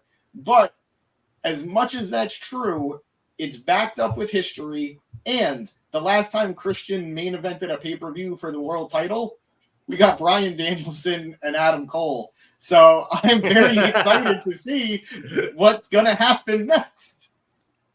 That's all. I think those are all great points, and I'm actually a little more optimistic about it. Because, again, I do really like Christian. I just feel like he's not as hot as he has been. But it sounds like this is a good feud. I just think it's hard. It's still hard from like a buying perspective. Like, oh, I might buy this pay-per-view. Like, what's the main event? It's Christian versus Swerve. I don't know, but we'll see. It's not going to be the main event anymore. The main event's going to be Anarchy in the Arena. They did they? Oh, I didn't watch the end of the show, so maybe they announced that. I don't know. We'll get that. They didn't, but they've never had Anarchy in the Arena not be the main event, right? Well, I heard them tonight say specifically the main event would be Swerve versus Christian. They definitely specifically said that. I was like, I would be very shocked. Very shocked. It would be a little surprising. So it's in Vegas, right? It was in the T-Mobile Center, I assume. So okay, it would be inside. I was like, oh, if it's at Allegiant, that would be fun where the Raiders play. But yeah, it's a little big. That's where fucking Mania is going to be next year. But, yeah. All right. Moving on. Next up, we had a backstage interview. I know I put promo here. That's my bad. With Willow Nightingale. Willow was asked how she's feeling after her win last week over Sky Blue to retain her TBS championship. It was some sort of street fight, Manitoba Massacre, I think, or something. Yeah, it was a great match that I would highly recommend going to watch, guys. Go back and check out that match. Both women over-delivered, in my opinion. I mean, they showed the highlights during the show. I mean, jeez. Sky Blue and Willow are two of the best street. Honestly, most of the best street fighters in this fucking company are on the women's side. I feel like most of the best ones are the women. It supposedly took them several minutes to cut Sky Blue out of the barbed wire table that Willow powerbombed her through. Do they have to cut her hair? No, I think it was connected to her skin. I think she was entangled in it. An entanglement. Oh my god, a street fight entanglement. Somewhere the Smith family is struggling. I wish Eric had that clip ready. And I don't expect him to, but that would have been amazing. Entanglement. Anyway, Willow says that despite the fact she is beat up physically, you cannot beat the smile off of her face. She is then very good line. She's then asked if she's ready for Mercedes Moné at Double or Nothing, and Willow says it's really just the next stop of her championship reign. So the question should really be: is Mercedes Moné ready for Double or Nothing? Willow says the last time they stepped in the ring, it was her who came away victorious. And while she has a lot of respect for Mercedes and she's sorry about injuring her, Mercedes, can go out there and win the red carpets and the spotlights. But it is Willow who has won the New Japan Strong Women's Championship. Willow who has won the Owen Hart Tournament. And Willow who has now won the TBS Championship. So Mercedes better be ready. Good stuff from Willow, man. I love Willow. She's one of my favorites. I do too. I've always liked her, but it feels like lately with every week I am given more and more reasons to really like her. She's amazing. She's developing so well. Yeah, she really has. And I think, I say this a lot, like when I saw her live, and this was before all of these runs, I don't even remember if this was a Dark or a Rampage, because it was all one big taping. But the crowd was so into her. And now she has been given an opportunity to be in front of bigger crowds and been given the title and, move up in the card. And she has become,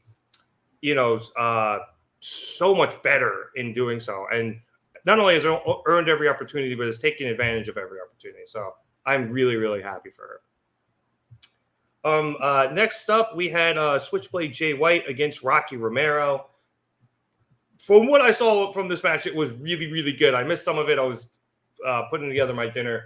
I'll just skip to the end of it, where after a couple of close near falls by Rocky, where he hit a running sliced bread, and he also hit, I think it was like a reverse enziguri, White was able to kick out of both, and then he caught him with, I believe it was a super suplex before hitting the Blade Runner for the win. After the match, the Bang Bang Gang came in for the beatdown on Rocky, but Pac came down for the save, and he just came down to the ring, and Bullet Club Gold scattered like roaches. So, James, did you see more of this match than I did? Can you?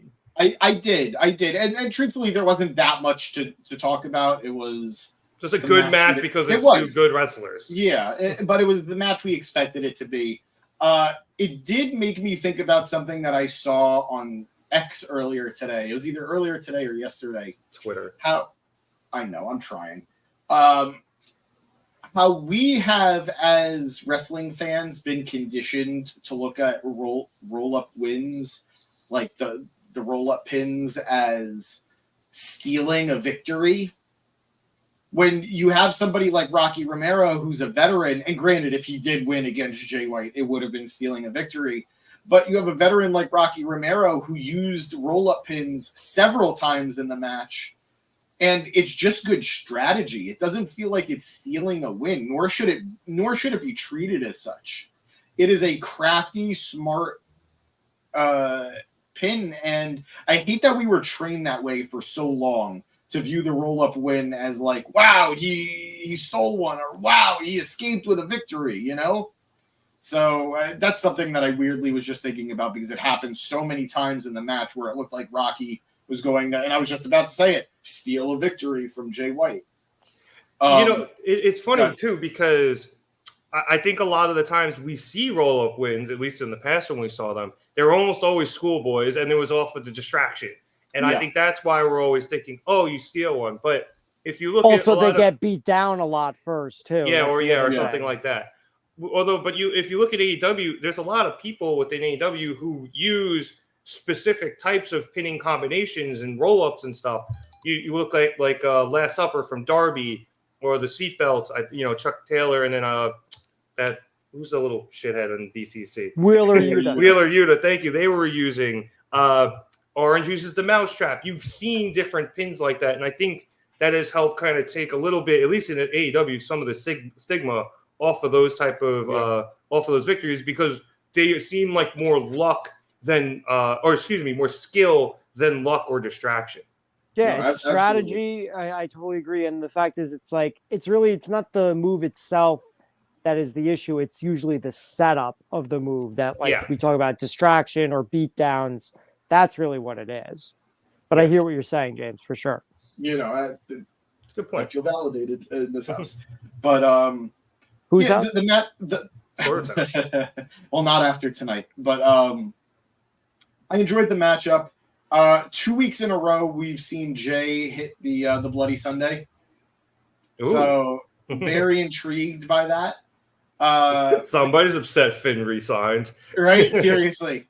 Beyond that, I think we just need to tell Pac the truth. The side part is not a good way to go. You know, the down the middle hair part, you're better than that, man. Don't ever do that again with your hair. But it did very much when he was almost catatonic backstage. It reminded me of my favorite Pac, my favorite Neville, which was Fallen King Neville. Yeah. Oh, I hate Enzo Amore Neville. Oh my God, that man. That was beautiful. He was distraught. Best way to leave a company ever. Yep. You can't touch me, you'll get fired. Walks out, fucks him up, leaves. Yep. Loved it. Was So, that literally yeah. the last thing he did in WWE? It was weird because the idea was it wasn't if you touch me you'll get fired.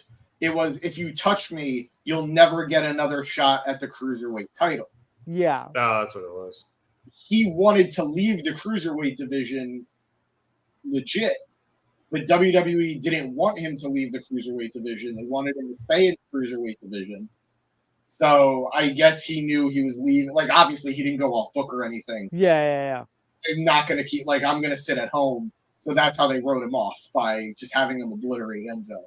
And just It was very Amazing. well done. beautiful. Matt, did you have anything on this match before we moved on? I know we got a little sidetracked there. But... No, I'm all good. Okay, James, oh you're yeah. best. I will go off this tweet here. Jay using the one finger pin there at the end was mad disrespectful. Super I liked disrespectful. it. What's worse? The one finger pin or stepping on their chest and, like, standing above them? Standing. I think the one finger pin is just funnier. Like, both feel really shitty. You know, one feels like I dominated you. Like, one is something I'd imagine Brock Lesnar would do. Yeah, or like that's a Will Hobbs move. Yeah, yes. The other is gotcha, bitch. You know, and Honestly, it depends on who the person is. This fits Jay White's character so well. You know, he's a weaselly little piece of shit, and that's why it works. Whereas stepping on somebody's chest like that works for a guy like Lesnar, Hobbs, Wardlow, whomever. So either way, they're both mad disrespectful. Do you guys remember Wardlow? Vaguely, didn't he Yeah, lose right? a championship match? I think. Which time? Zagag. Ooh, rough. Next up, I think it was coming out of commercial. We had a video package for Samoa Joe. This just made him look like a fucking badass for like 2 minutes. Need I say more? Joe's gonna kill you. That's all you need to see. I just don't know where he goes next. That's what I was thinking too. He had a great win over Isaiah Cassidy last week. But now what? Like, it feels like he should be gunning for a title again. What title? Anarchy in the Arena, but I don't know. We'll find out at the end of tonight because I missed it. Anybody else hearing that, or am I having a stroke? No, What? it's there's like little video game sounding things. It's either producer boy has this volume on in the background, or Matt has this ringer on. I can't figure it out. Either way, Interesting. Eric said not him. okay. It's okay. It's not totally distracting. Moving on. Next up, we had Chris Jericho and Big Bill against Mo Jabari, and I believe it was Harlan Abbott. I know it was Abbott. I do apologize if I got your name wrong, Mr. Abbott. This was obviously set up to be a squash match. And it was, but there was an interesting wrinkle to it because at the start of the match, Jericho was facing up against Jabari, and Jabari got in a decent drop chokehold to get Jericho to the floor. So Jericho got up, kind of clapped it up for him, and then immediately tagged out and brought Big Bill in to just absolutely wreck shit. Big Bill kills everybody, choke slams to both of them, big boss man slams. Everybody gets killed. That boss man slam had an extra rotation. I'm a big sucker for the sidewalk slam, the boss man slam. Like one of my favorite finishers is Abyss's what is not Into the Void. That's Jake something. Black hole. Black hole slam. Yeah, thank you. Mariah May did a really good one tonight too. Yeah, man, I love it, but I loved it in that match. But Big Bill hit an extra rotation on it, and it was that was beautiful, just beautiful. It was really nice. But after all of that carnage, Big Bill goes over, tags Jericho back in. Jericho hits a Judas effect on Abbott and gets the victory.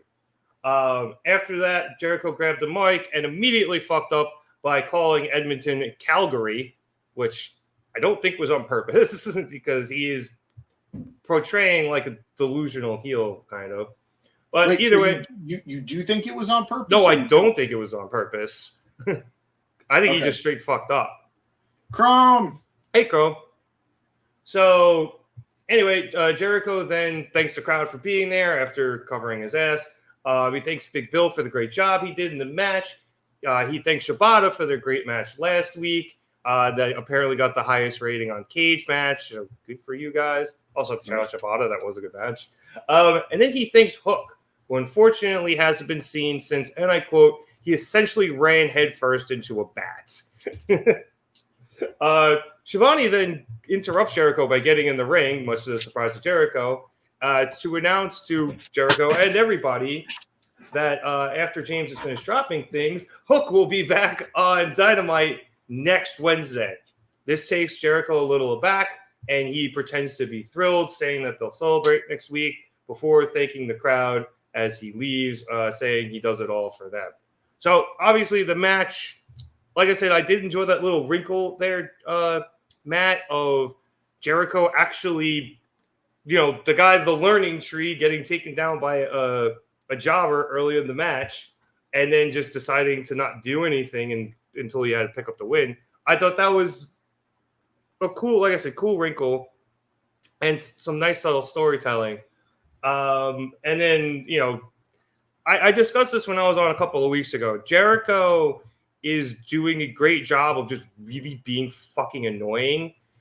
And it's annoying me because I am tired of him. I want him to go away for a little while and come back and be like, oh, great, Jericho's back. But I'm almost to a point where it's like he's being a good job of being annoying that I almost have to respect it. Yep, it sucks. It fucking sucks. I think Matt is speechless because I think he's annoyed as I am. I didn't watch it. I just skipped it. So that's true. I'm totally good. forgot. I'm good. I'm not on the Jericho's being entertaining. Like, good for him. Like, I don't care. I skipped it. So fair. I forgot about that. That's I had to catch up on the DVR. I'm sorry, boys. Bad hosting no for me. Comment. Bad hosting bad potting for me for not watching it. We're supposed to watch everything, and I just okay. I didn't watch this one.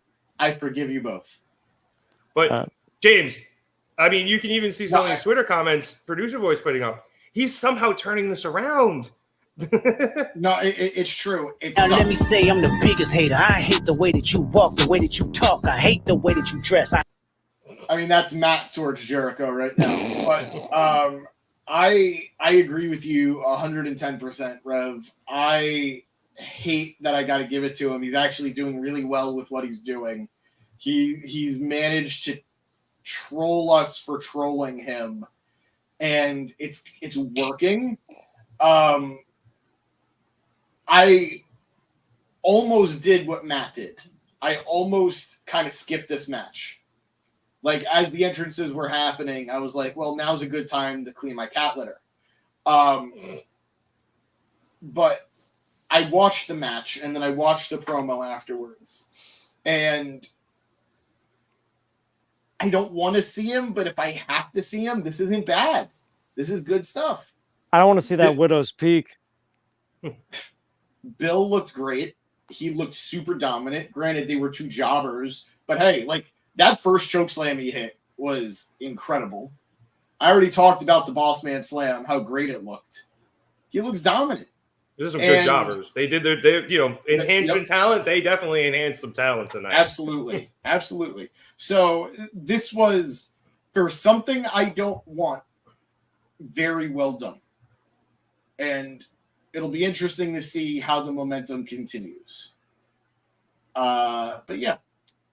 Just to go back to Chrome's first comment, is Ospreay injured or something? No, it's just they're in Canada. And due to his work visa, they probably aren't sending him to Canada. So when they're back in the United States, that's when he'll be able to wrestle. Interesting. So we'll see him then. It's like a Gunther situation. Yeah, Gunther, Ray Fenix, basically any Mexican wrestler. Yeah. That's like when Kenny could still in New Japan, and then it was Adam Cole who like rigged the whole thing in BTE. Similar reasons. Exactly. It's a parody gimmick. Chrome says, "Don't take it that seriously." No. Like I said, he's the trolling. joke. Yeah, he's trolling, and it's very well done for something we're a little tired of. They're doing well. 2 weeks ago, like I said, I was saying I'm tired of Jericho. I think he needs to go away, even if he is now leaning into the fact that everybody's tired of him. But now he's leaned in well enough where he steered into the skid, and he's straight on the road again. And it's annoying, and he's annoying, but it's working, and it's just it's pissing me off. I feel like his in a good nicknames like used to be really good, like the titles of an Arnold Schwarzenegger movie or a Sylvester Stallone movie. But now his nicknames are really bad, like the titles of a Jean-Claude Van Damme movie or a what's the other guy? Steven Seagal movie. Like let's not be now. We're just being mean. Bloodsport's like, a great name for a movie. Bloodsport is the exception for Jean-Claude Van Damme. Like Kickboxer. What's the one where there's two of them? Also, you thumbs up and it came up in the corner. Oh, I'm damn it! I was trying to do counting, but I couldn't even think of other Jean-Claude Van Damme's. But I was thinking Kickboxer, Double Impact. That's that one. That one's not the one where he has a twin. That's the one with I was about to say Wesley Snipes. No, Dennis Rodman. That's Double Impact, I think. Yeah, just really bad names. Like you can't. Are we talking about Jericho's nicknames? No, Van Damme movies. Yeah. No, well, but how did we get there? Oh. Like his nicknames used to be great. They were like Arnold Schwarzenegger movies titles and Sylvester Stallone movie titles, but now they're really bad, like Jean-Claude Van Damme titles. The learning tree though is meant to be bad.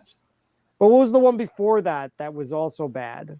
Well, he had the Ocho, and then he went back to Lionheart, Chris Jericho, which is what I think is OG gimmick or one of the OG gimmicks. Starter gimmick. Wasn't there something there was? I feel like there was one other new one.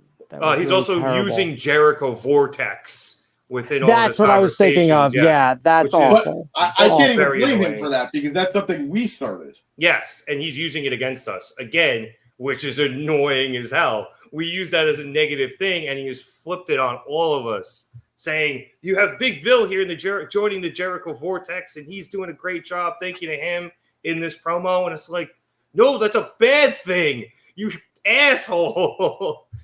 But it's working. It's fucking working. All right, good for him. Bastard. I mean, yeah, like, honestly, yes, good for him, but son of a bitch. And it's weird. Like, he's working us, and I know I'm getting worked, and it's still working. No, it's fucking brilliant. Don't work yourself into a shoot, brother. Just going off Chrome's comments, Takeshita is facing Minoru Suzuki in a couple of days at a Japanese show. That's be a good one. That is gonna be a wild match. Takeshita versus Suzuki. Yeah, no, it will be. You got it, Chrome. Chrome asking the same question or a similar question as before. Is Taz okay? He wasn't at commentary. I don't think Taz was on commentary last week either. He's selling it, brother. No, I think it's the Canada thing again. I don't know if it's the Canada thing or they said he'd be back next week, and next week's in Vancouver. So I do know Taz does need surgeries and a lot of them. So he might be at the doctor. He might have. I don't know if he had any of them yet. Because I think he said he needed both knees replaced. And maybe he his said that ankle- he's pushing off surgery for as long as he can. He wants to see if he could just rehab it. Yeah, so either way, I'm sure it was probably something to do with his medical situation.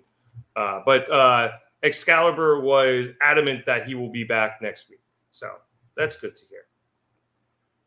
That's just a very satisfying video to watch. Like I've seen the actual video where this clip is from. Yeah, for those of you on audio, it said Jericho's on screen, so here's the video of the New York City diner that makes their Coke floats from scratch the old-fashioned way, with the syrup and the soda and the spoon. And it's just a good video. Yeah, and the ice cream on top. Just a good video. Now I want a Coke, so thanks. Yeah, it's not a good video. It's making me hungry and thirsty. Now I'm mad. Jericho has declined to... No, that's not real. It's just somebody pretending they'll celebrate like if they won a championship in Cleveland. Cranky. All right, man's hangry. Wait, are you calling Rev cranky or are you cranky? No, I'm getting cranky. He's hangry. All right, let's move on. We're almost done. Next up, we had what was the main event, which saw Adam Copeland face off against Brody King for the TNT Championship in a no disqualification match. I'll just briefly go over it.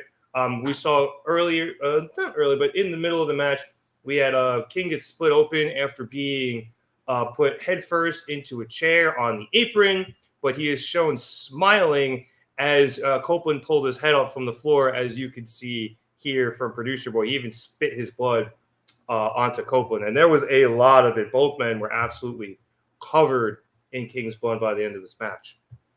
Speaking of that, after kicking out of a cannonball, Copeland is able to counter a gonzo bomb, and attempts to spear in the middle of the ring. However, King counters that, catching Copeland, and is able to hit a spike pile driver in the corner, and Copeland kicks out. King then brings Copeland out onto the apron, but Adam is somehow able to get King up onto his shoulders and hits a Death Valley driver on the apron. Cope then follows it up with a spear through the ropes, to the floor, through a table, and somehow gets up and gets back into the ring. Brody is able to recover enough to get himself back into the ring. However, Copeland is there waiting for him, and he cuts Brody in half with a spear to pick up the W. After the match, Brody is still alive enough to get up and absolutely lay Copeland out with a massive spear, but Kyle O'Reilly comes out for the save, and both he and Copeland are able to fend King off, driving him out of the ring. Matt, another good defense of the TNT title from Copeland against another House of Black member, as I think we inevitably build up to the Malachi Black match at Double or Nothing. A lot of blood, to the point where I mentioned how much there was. James winced a second ago. But I enjoyed it. It wasn't the most violent match, even after last week with the women, but I thought they used the violence well, and just Copeland just continues to deliver in matches against people we haven't seen him face before, and people we didn't think we'd ever see him face. And I'm just continuing to enjoy this run out of the Rated R Superstar. Yeah, it's a solid run. It's hard to follow up Christian Cage and what he's done with the TNT title, but I mean, so far so good for Adam Copeland. I mean, the blood spot was crazy. Like that whole spot leading to the blood, they pulled it off, but I was not. It wasn't that I wasn't a fan of it, because again, they pulled it off very nicely. If you didn't watch, they had a chair on the apron, like the outside of the ring, the apron, the hardest part of the ring. They had a chair flat, and they were like positioning themselves like on top of it, around it, and finally Adam Copeland does a DDT to Brody King onto the chair. And what I didn't like about it is just that that's a spot that you can so easily slip up. You're stepping on the chair, you're walking on the chair, you're lining it up with the chair, and you're on a pretty dangerous spot in the ring. I just think kind of unnecessary, but props to them for pulling it off smoothly. The blood, man, it looked like someone just like tossed tomato paste on this guy's face. Like there was just so much, and it just looked thick. Red viscous liquid. Yeah, it was gnarly. Very good match, and I would just say I hope Big E watched it because that spear through the ropes onto the table. That's some classic Big E stuff, right? He does the spear through the ropes. It's always. Are we gonna thing. pretend that Edge didn't make it famous with Mick Foley at WrestleMania? He did it once. I'm not saying Adam Copeland stole it or anything. I'm just saying like that's what came to mind. I'm like, Big E must be smiling right now. That's what I'm saying. I'm not saying what a ripoff. I always thought E was going to kill himself when he did that. Exactly. When he does it, or did it, it looked like he was going to break his neck. And we got there eventually. So it's a move I love to see because it looks awesome, but I always get scared and pray that nobody gets hurt, especially these guys like E and Edge who have head neck problems. But that's all I had to say about that match. Loved it. It's great. James? No, I too very much enjoyed the match. I loved and winced at the spot where Cope is in the corner on the outside, and Brody just flung his body into a crossbody, and Copeland dodged it, and he just hit that barricade. Oh, he bounced off of it, and it was rough in the best way, and I'm glad he's okay. Two great matches back to back, House of Black with Copeland versus I was just stretching. Copeland versus Buddy, and now Brody. I am a little worried, if I'm going to be honest. I'm a little worried if Cope doesn't lose to Malachi. Because I very much enjoyed his title run so far. He's had some good defenses. But it's not even that I'm craving a Malachi Black title run, even though I know a lot of people are. It's more my issues with Edge in WWE where he beat people he shouldn't have. And he seemed almost unbeatable. And now he's starting, like, if he wins against Malachi, it's going to be hard to avoid that comparison. Like, it's going to be hard to avoid the comparison of him going over Finn Balor and basically beating all of Judgment Day. Just recreated here with House of Black and Malachi in that Finn Balor role. Yeah, it's a good point. So I don't want to turn on Copeland because, quite frankly, I've loved his AEW run so far. But I think it would be justifiable if the fans started to turn on him if he beat Malachi. Does he have a singles loss? Oh, yes, he does to what's his name? Cody. Yeah, to Christian. No. Not Malachi. Oh, we're not talking about Malachi. We're talking about Copeland. Yeah, he lost to Christian because the cash in. So yeah, let's see. But they've booked themselves into a very interesting position here, where either Copeland does a relatively short title run, or he looks super, super dominant against people he probably shouldn't. To also be fair, like he's had a number of defenses, and also.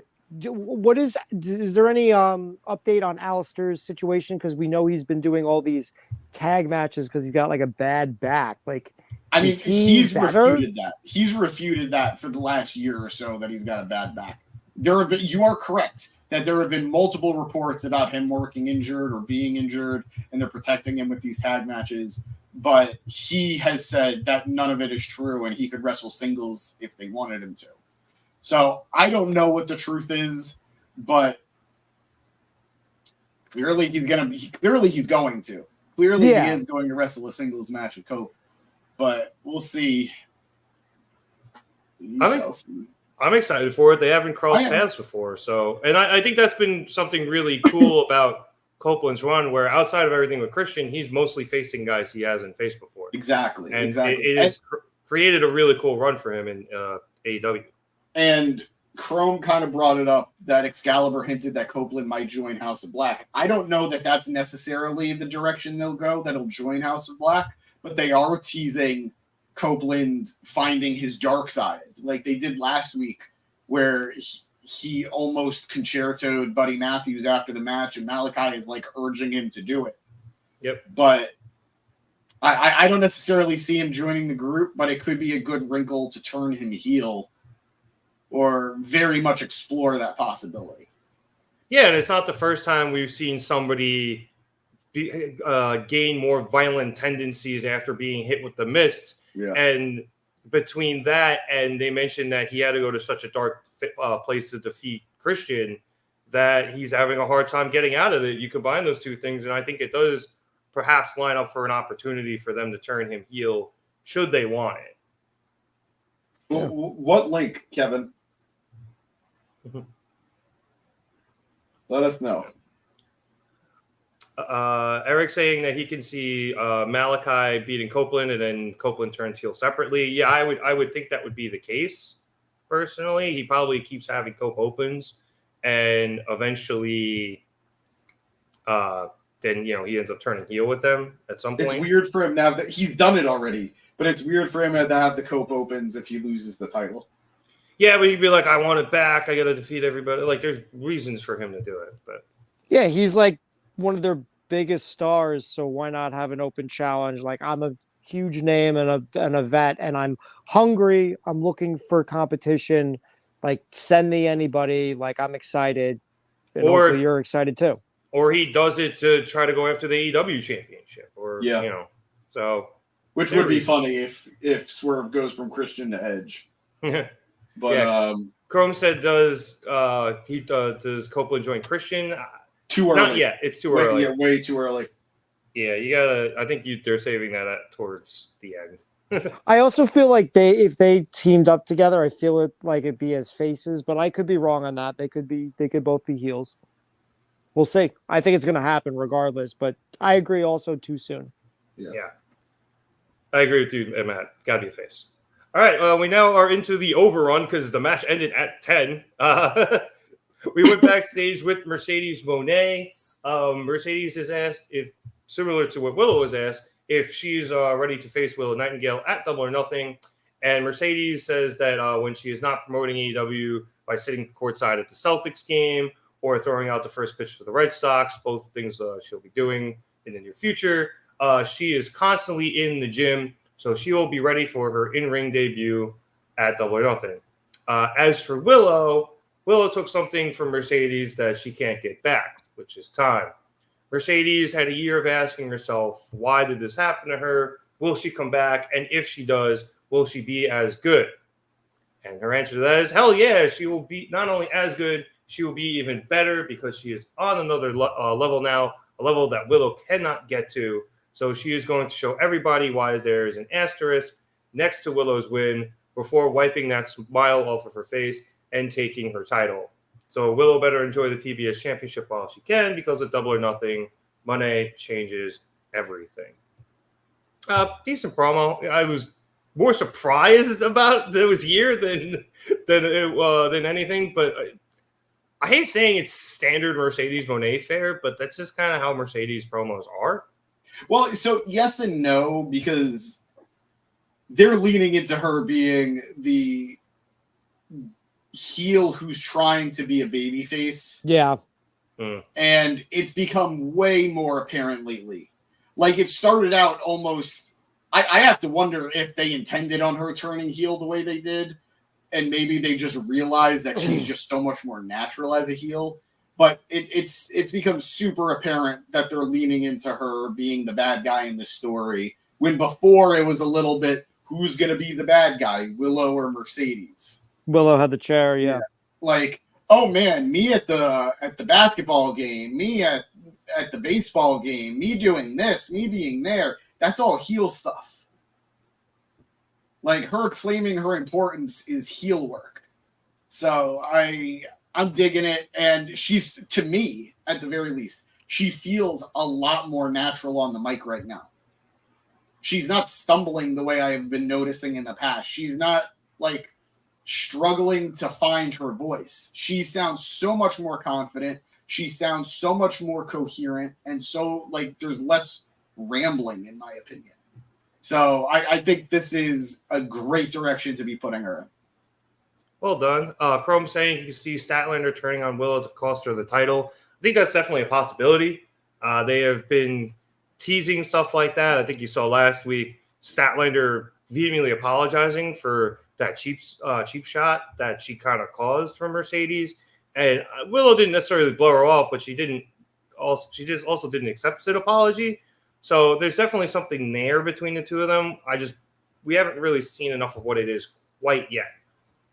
Chrome following it up with saying they should use Mercedes like WWE used Dwayne. The fans didn't like that babyface crap, and WWE turned on him, so he went into a massive Hollywood heel. It was also that he stole Cody's spot. It wasn't that he was a face. It was that he stole Cody's spot. That's what we didn't like. Yeah, I think that's true, but he has an interesting point where, I mean, Mercedes is still getting enough of reaction as a babyface because she's new and people are seeing her for the first time in AEW live these last few months wherever she goes. But I've always thought she's worked better as a heel. I think most people would agree with that. Yep. And leaning into it a little bit early before the babyface thing gets stale, or even the fake babyface thing gets stale, might actually be to her benefit. Yeah. So I'm curious to see how they end up playing it. All right, moving on. We then went to an Adam Copeland backstage interview after his match. He's back there with Kyle O'Reilly, whom he thanked for helping him out with Brody King. Kyle's like, look, it's no problem. I told you I'd have your back, but I do want a favor. Next week, Dynamite is in my hometown of Vancouver. So how about you have another Cope Oakland and you wrestle me there. Copeland asked if that is the only reason Kyle ended up helping him was to get closer to the title, but he acknowledges that was a smart move and accepts Kyle's challenge for next week. So we'll have that title match in Kyle's hometown, which is really cool. And another really good matchup we haven't seen before. I'm excited for it. And then we get to the main segment, or the final segment of the evening. I'm so excited to talk about it because Matt is just so in the dark on it. How long did this episode go? It went like 8 to 9 minutes after 10. Yeah, it was a serious overrun. I don't know if they did that on purpose or what, but Canada time, eh? I don't know. Anyway, the Elite come down to the ring with Matthew saying that he called up the network and asked for some overrun, so they are still live. They get to the ring, and Nicholas gives the mic to Okada, saying he has a message for Kenny, and Okada says that the best bout machine says, I hope you get well soon. Matthew then hops back on the mic and says that while Tony Khan was the best boss he has ever worked for, is the best boss he has ever worked for, Tony got in the way of them making AEW better, so they had to give Tony Khan a TK driver to get him out of the way. He then moves on to Kenny, saying that he had to go and ruin a 15-year friendship, so they had to give an EVP trigger. Nicholas then grabs Mike and says that the only reason FTR saved Kenny last week was because FTR hates them, but if it's anarchy in the arena they want, it's anarchy they'll get. FTR then comes onto the stage, and Dax says that he knew it was going to be difficult to find two guys willing to stand up to the EVPs of the company, but after some convincing, they found two guys with big enough balls. The first man, and Matt, you called this, is Eddie Kingston. And he comes out clearly ready to pick a fight with the EVPs. And the second man is a returning Bryan Danielson. That was going to be my guess. And he is announced to be cleared for action. I think they said he'll be fighting, I don't remember if it was Saturday or next Saturday. It'll be in Vancouver. Yep, it'll be in Vancouver. So he'll be fighting next week. The four men of Team AEW then make their way to the ring. And as they get in there, Matthew attempts to say that if they lay one finger on them, and then Eddie just punched him right in the face. And the group started brawling, and security spilled into the ring as we went off of the air. Matt, I'm going to let you digest all of that for a second. So, James, as you are furious a producer boy, you have to be very happy that Bryan Danielson is not only back, he is healthy, and he is going to be facing off against the Elite in this Anarchy in the Arena match, which means we're going to get to see him and Okada go at it again, which is always great. I mean, I don't know if you guys can see my lower third, but Team AEW is totally going to lose. Oh, yeah, absolutely. Like, it's... Oh, yeah. The moment I had hope for a second, I was like, "Oh man, Eddie's on the team. It could go either way. They could actually win this." And then Brian got revealed, and I'm like, "Oh man, they're totally going to lose this." And it's going to be good. Brian actually does really well in these types of matchups. Like Right? you would think, right? Like you wouldn't think that this would be in his wheelhouse, but he absolutely delivers in these gimmicky matches. The Young Bucks are pros at this. They're veterans of this matchup. They've done it at least twice, I think. And I'm super excited for this matchup. This is going to be a great 4v4 matchup. Okada in this type of match is going to be a blast. And I think this is going to be, like we've seen in the past, Anarchy in the Arena isn't always the feud ender that sometimes we think it should be. More often than not, it kind of tends to lead to blood and guts. So I think the new Elite are going to go over Team AEW here. And then to go back to Producer Boy's tweet, which I was dying because I laughed and I noticed TNA tweeted it too. They tweeted a match earlier today. And for those who don't know, the TNA social media team is super on top of whenever the big two companies do something that has used any of their talent before. So if, I don't know, Samoa Joe won the AEW world title at World's End, within 5 minutes they post a clip of Samoa Joe winning the TNA world title on their social media. It's become a running gag over the years of how consistent they are. Nice. So when they earlier today posted a matchup of the Young Bucks at the time, Generation Me, taking on the Motor City Machine Guns, I was like, "Ah, shit, here we go. We're getting it. We're getting the Motor City Machine Guns." And then when Kenny announced FTR, I was like, "There's no way they're going to have FTR teaming up with the Motor City Machine Guns against the Young Bucks and Okada and Jack Perry."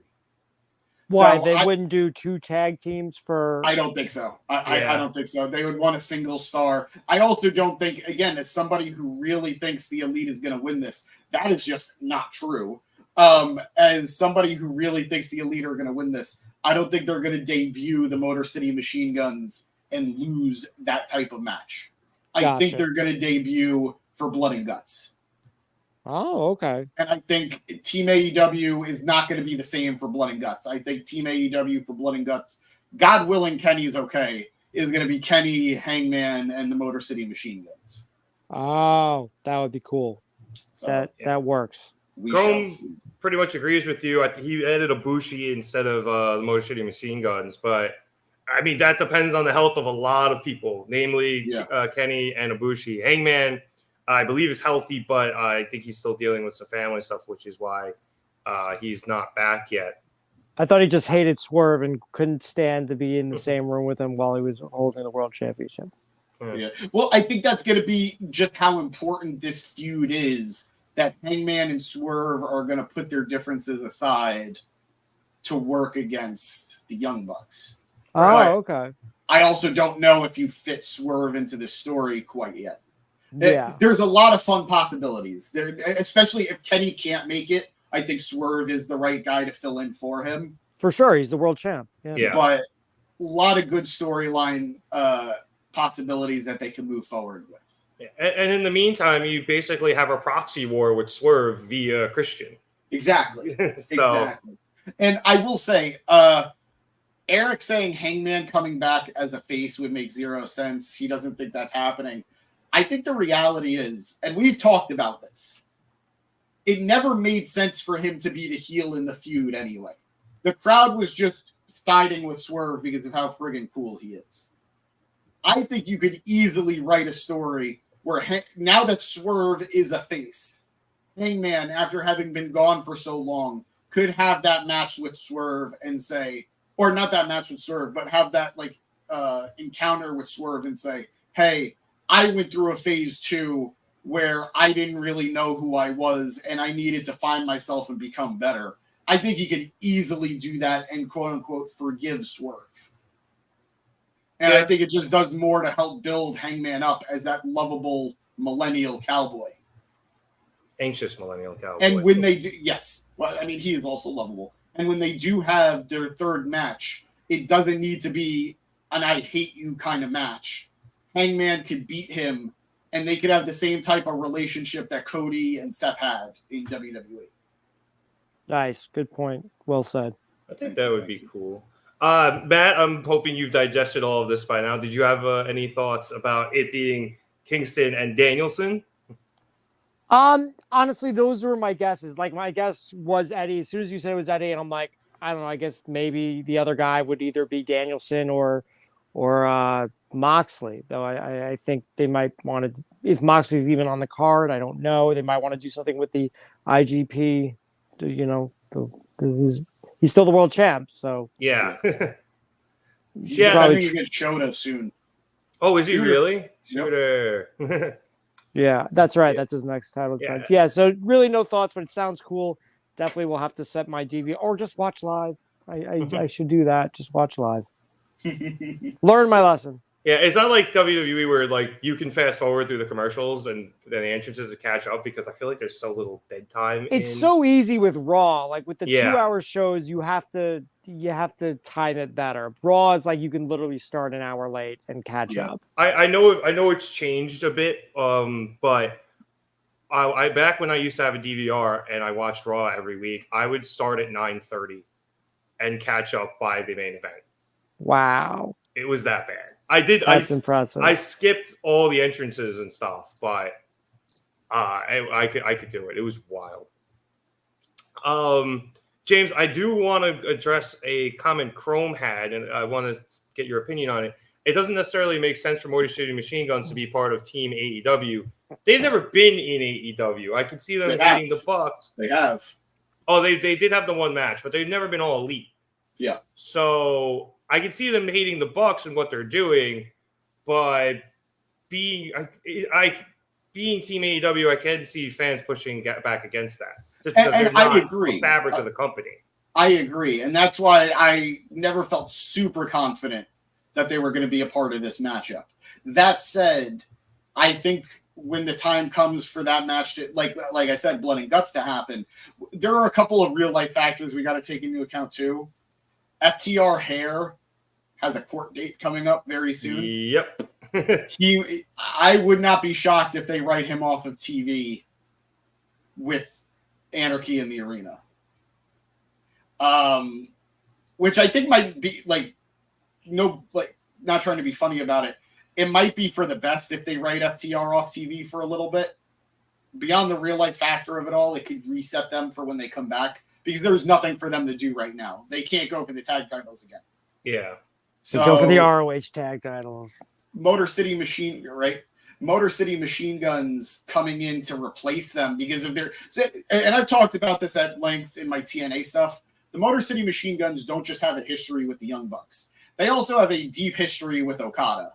Like, a lot of people credit the Young Bucks for how they took care of Okada in TNA when Okada was young and he was on excursion. But so did the Motor City Machine Guns. He went back to TNA before he signed with AEW to wrestle matches with the Motor City Machine Guns again. So they have a long history. So I could see them getting involved here. And I also just think, as a mark, pretty fucking cool. I would be surprised for that. It would. I was going to say, it also doesn't necessarily have to be, like, they don't have to brand it again Team AEW the second time for Blood and Guts. They can just be like, Team I fucking hate the Young Bucks. Yeah, exactly. Anti-elite versus the elite. Yeah. And I feel like you need maybe a few more guys, especially I think if, as you say, James, FTR might be written out for a little while. I think Moxley should be involved in this. He is the heart and soul of AEW, or, he's the heart and Hangman's the soul, as we used to say. I feel like the two of them should almost have to be involved just because of how important they've been to the company. My ideal scenario, and I don't think we're going to get it, but my ideal scenario is the heart and soul of AEW is Kenny, Moxley, Hangman, and MJF. Yeah, I was just going to go there. Like former world champions who love the company. I know we're kind of skirting past Jericho a little bit, but I think we're all okay with that. Yeah. Former world champions who love the company versus the people who are more or less holding the company hostage. But I don't know how you could bring MJF and that's the feud he gets into when you have the giant elephant in the room that is the Undisputed Kingdom.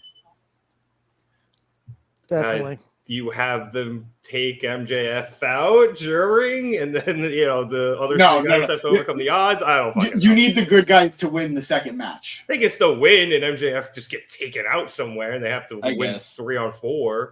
I guess. All that's funny is no matter what, we're never going to get Kenny Omega versus Adam Cole ever. Doesn't matter the company, doesn't matter the country. No. That match is just cursed. It truly, truly is, which is unfortunate. But all right, much like AEW, we are on a bit of an overrun tonight. So real quick, thought this Dynamite was good. It wasn't anything spectacular, James, but we set up a lot of stuff as we're 2 weeks out from the pay-per-view. And as there are shorter pay-per-view cycles now, we kind of got to get the ball rolling as quickly as possible nowadays. So decent show, nothing too crazy, but hey, Brian's back, so I'm happy about that. And Eddie. Oh, yeah. Oh, yeah. I do just want to get into the comments real quick with Chrome here. I'll only care if Takeshita is the one to dethrone him. He means Mox. Mox. Oh, I mean, hey, I don't know if we're getting that, but that'd be cool. By the way, Swerve could use some backup now. Hey, we saw in that tweet, Keith Lee, bring him back. Prince Nana must be pissed as fuck towards Mogul Embassy. They were teasing some dissension with Nana and Swerve. So I have to wonder if Nana is the one who set Mogul Embassy up on Swerve. Really? Do you think they take Nana away from Swerve? Like, I mean, he's part of the reason why he's so over, I feel like. It's possible. Again, they were teasing a little bit of dissension. I forget what it was. I think it was last week. Somebody was saying, telling Swerve not to trust Nana.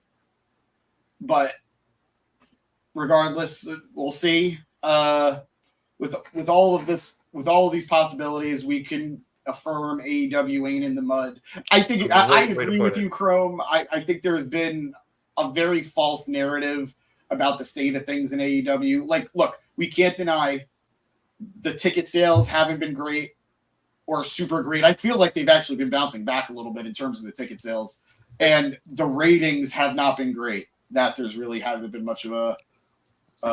And part of that's the playoffs. We got 2 playoff runs going on right now.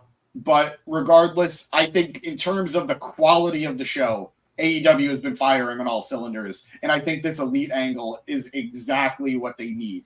So loving that. Chrome asking, James, do I think Death Triangle will face? I think he means Bullet Club Gold. Oh, Bullet Club Gold. See, it's funny because the whole angle started with Pac saying, I'm not all that concerned about Death Triangle right now, but now that feels like the only thing that makes sense. Assuming Ray is healthy. Maybe we got lied to. So I don't want to. I might have some inside baseball on that, and we'll talk about that afterwards. All right. I don't want to get in trouble. But Eric saying they're bringing out the big gun stories with Elite versus Elite. I agree. I think this is exactly the type of big storyline that AEW's needed and exactly the type of energy that they've needed with the right names and the right players. So loving that. And Chrome saying, this elite angle of taking the power reminds me of the early days of NWO and WCW. You're not the first person who's brought that up to us. I am really seeing it too now. And let's just hope it doesn't end the same way. Yeah, shades of it. It's not a one-to-one, but they're taking some references from that, some references from other things, and I think it's really cool. Also, good point by Chrome. Ray does have that event at the Lucha Underground Temple this weekend. Hyped about that. Yeah, I know. That's Teco, right? Yeah. It was in Chicago, right? I don't know, but that's pretty awesome. It's going to be cool. Matt, did you have anything real quick before we log off, or? I had a Ric Flair story, but I think we'll save it for another time. Like I could do a whole little video about that. No, I don't want to do it now. I'm tired, and like it's like I need another 10 minutes, but I think everyone's tired. We'll call it a night. But yeah, we'll hit us up on Facebook and Instagram and whatnot. Tell us what you think about Ric Flair and his drunken shenanigans. And if we get a good response, I'll give a good Ric Flair story. Not associated with AEW Ric Flair. Just so everyone's clear. Yeah. Not on the AEW payroll, Ric Flair. We get Rick paid to be on those shows. That was literally part of the sponsorship deal. Yep. All right. So on that note, I would like to thank everybody so much for watching us here at the Mark It Down podcast. If you like what you saw tonight, please like and subscribe. Fucking, I like how we can play Kendrick on our pod now. Thank you, Kendrick Lamar. How did that work? Did he just make it available to everyone? He took down all of the copyright stuff because it was allowed all the reaction YouTubers to play the video and react to it in real time. Good guy, Kendrick. Yeah, no, Kendrick is the man, and he also helped him win over all of those people. Anyway, like I said, if you like what you saw tonight, if you like the video, that'd be great. Let's just know you like what we're doing. And if you want to see more from us, please subscribe here to the YouTube channel. Or if you're listening, you can subscribe on Apple Podcasts or Spotify or wherever you're listening. If you would, the shows we have. Dynamite's on Wednesdays, Gym Pack Zones on Thursdays. Matt's been doing more on Fridays with SmackDown, a little bit with Raw too, which is usually Danny's domain, but Danny shows up, whenever he wants. So he's got the Hangman schedule right now.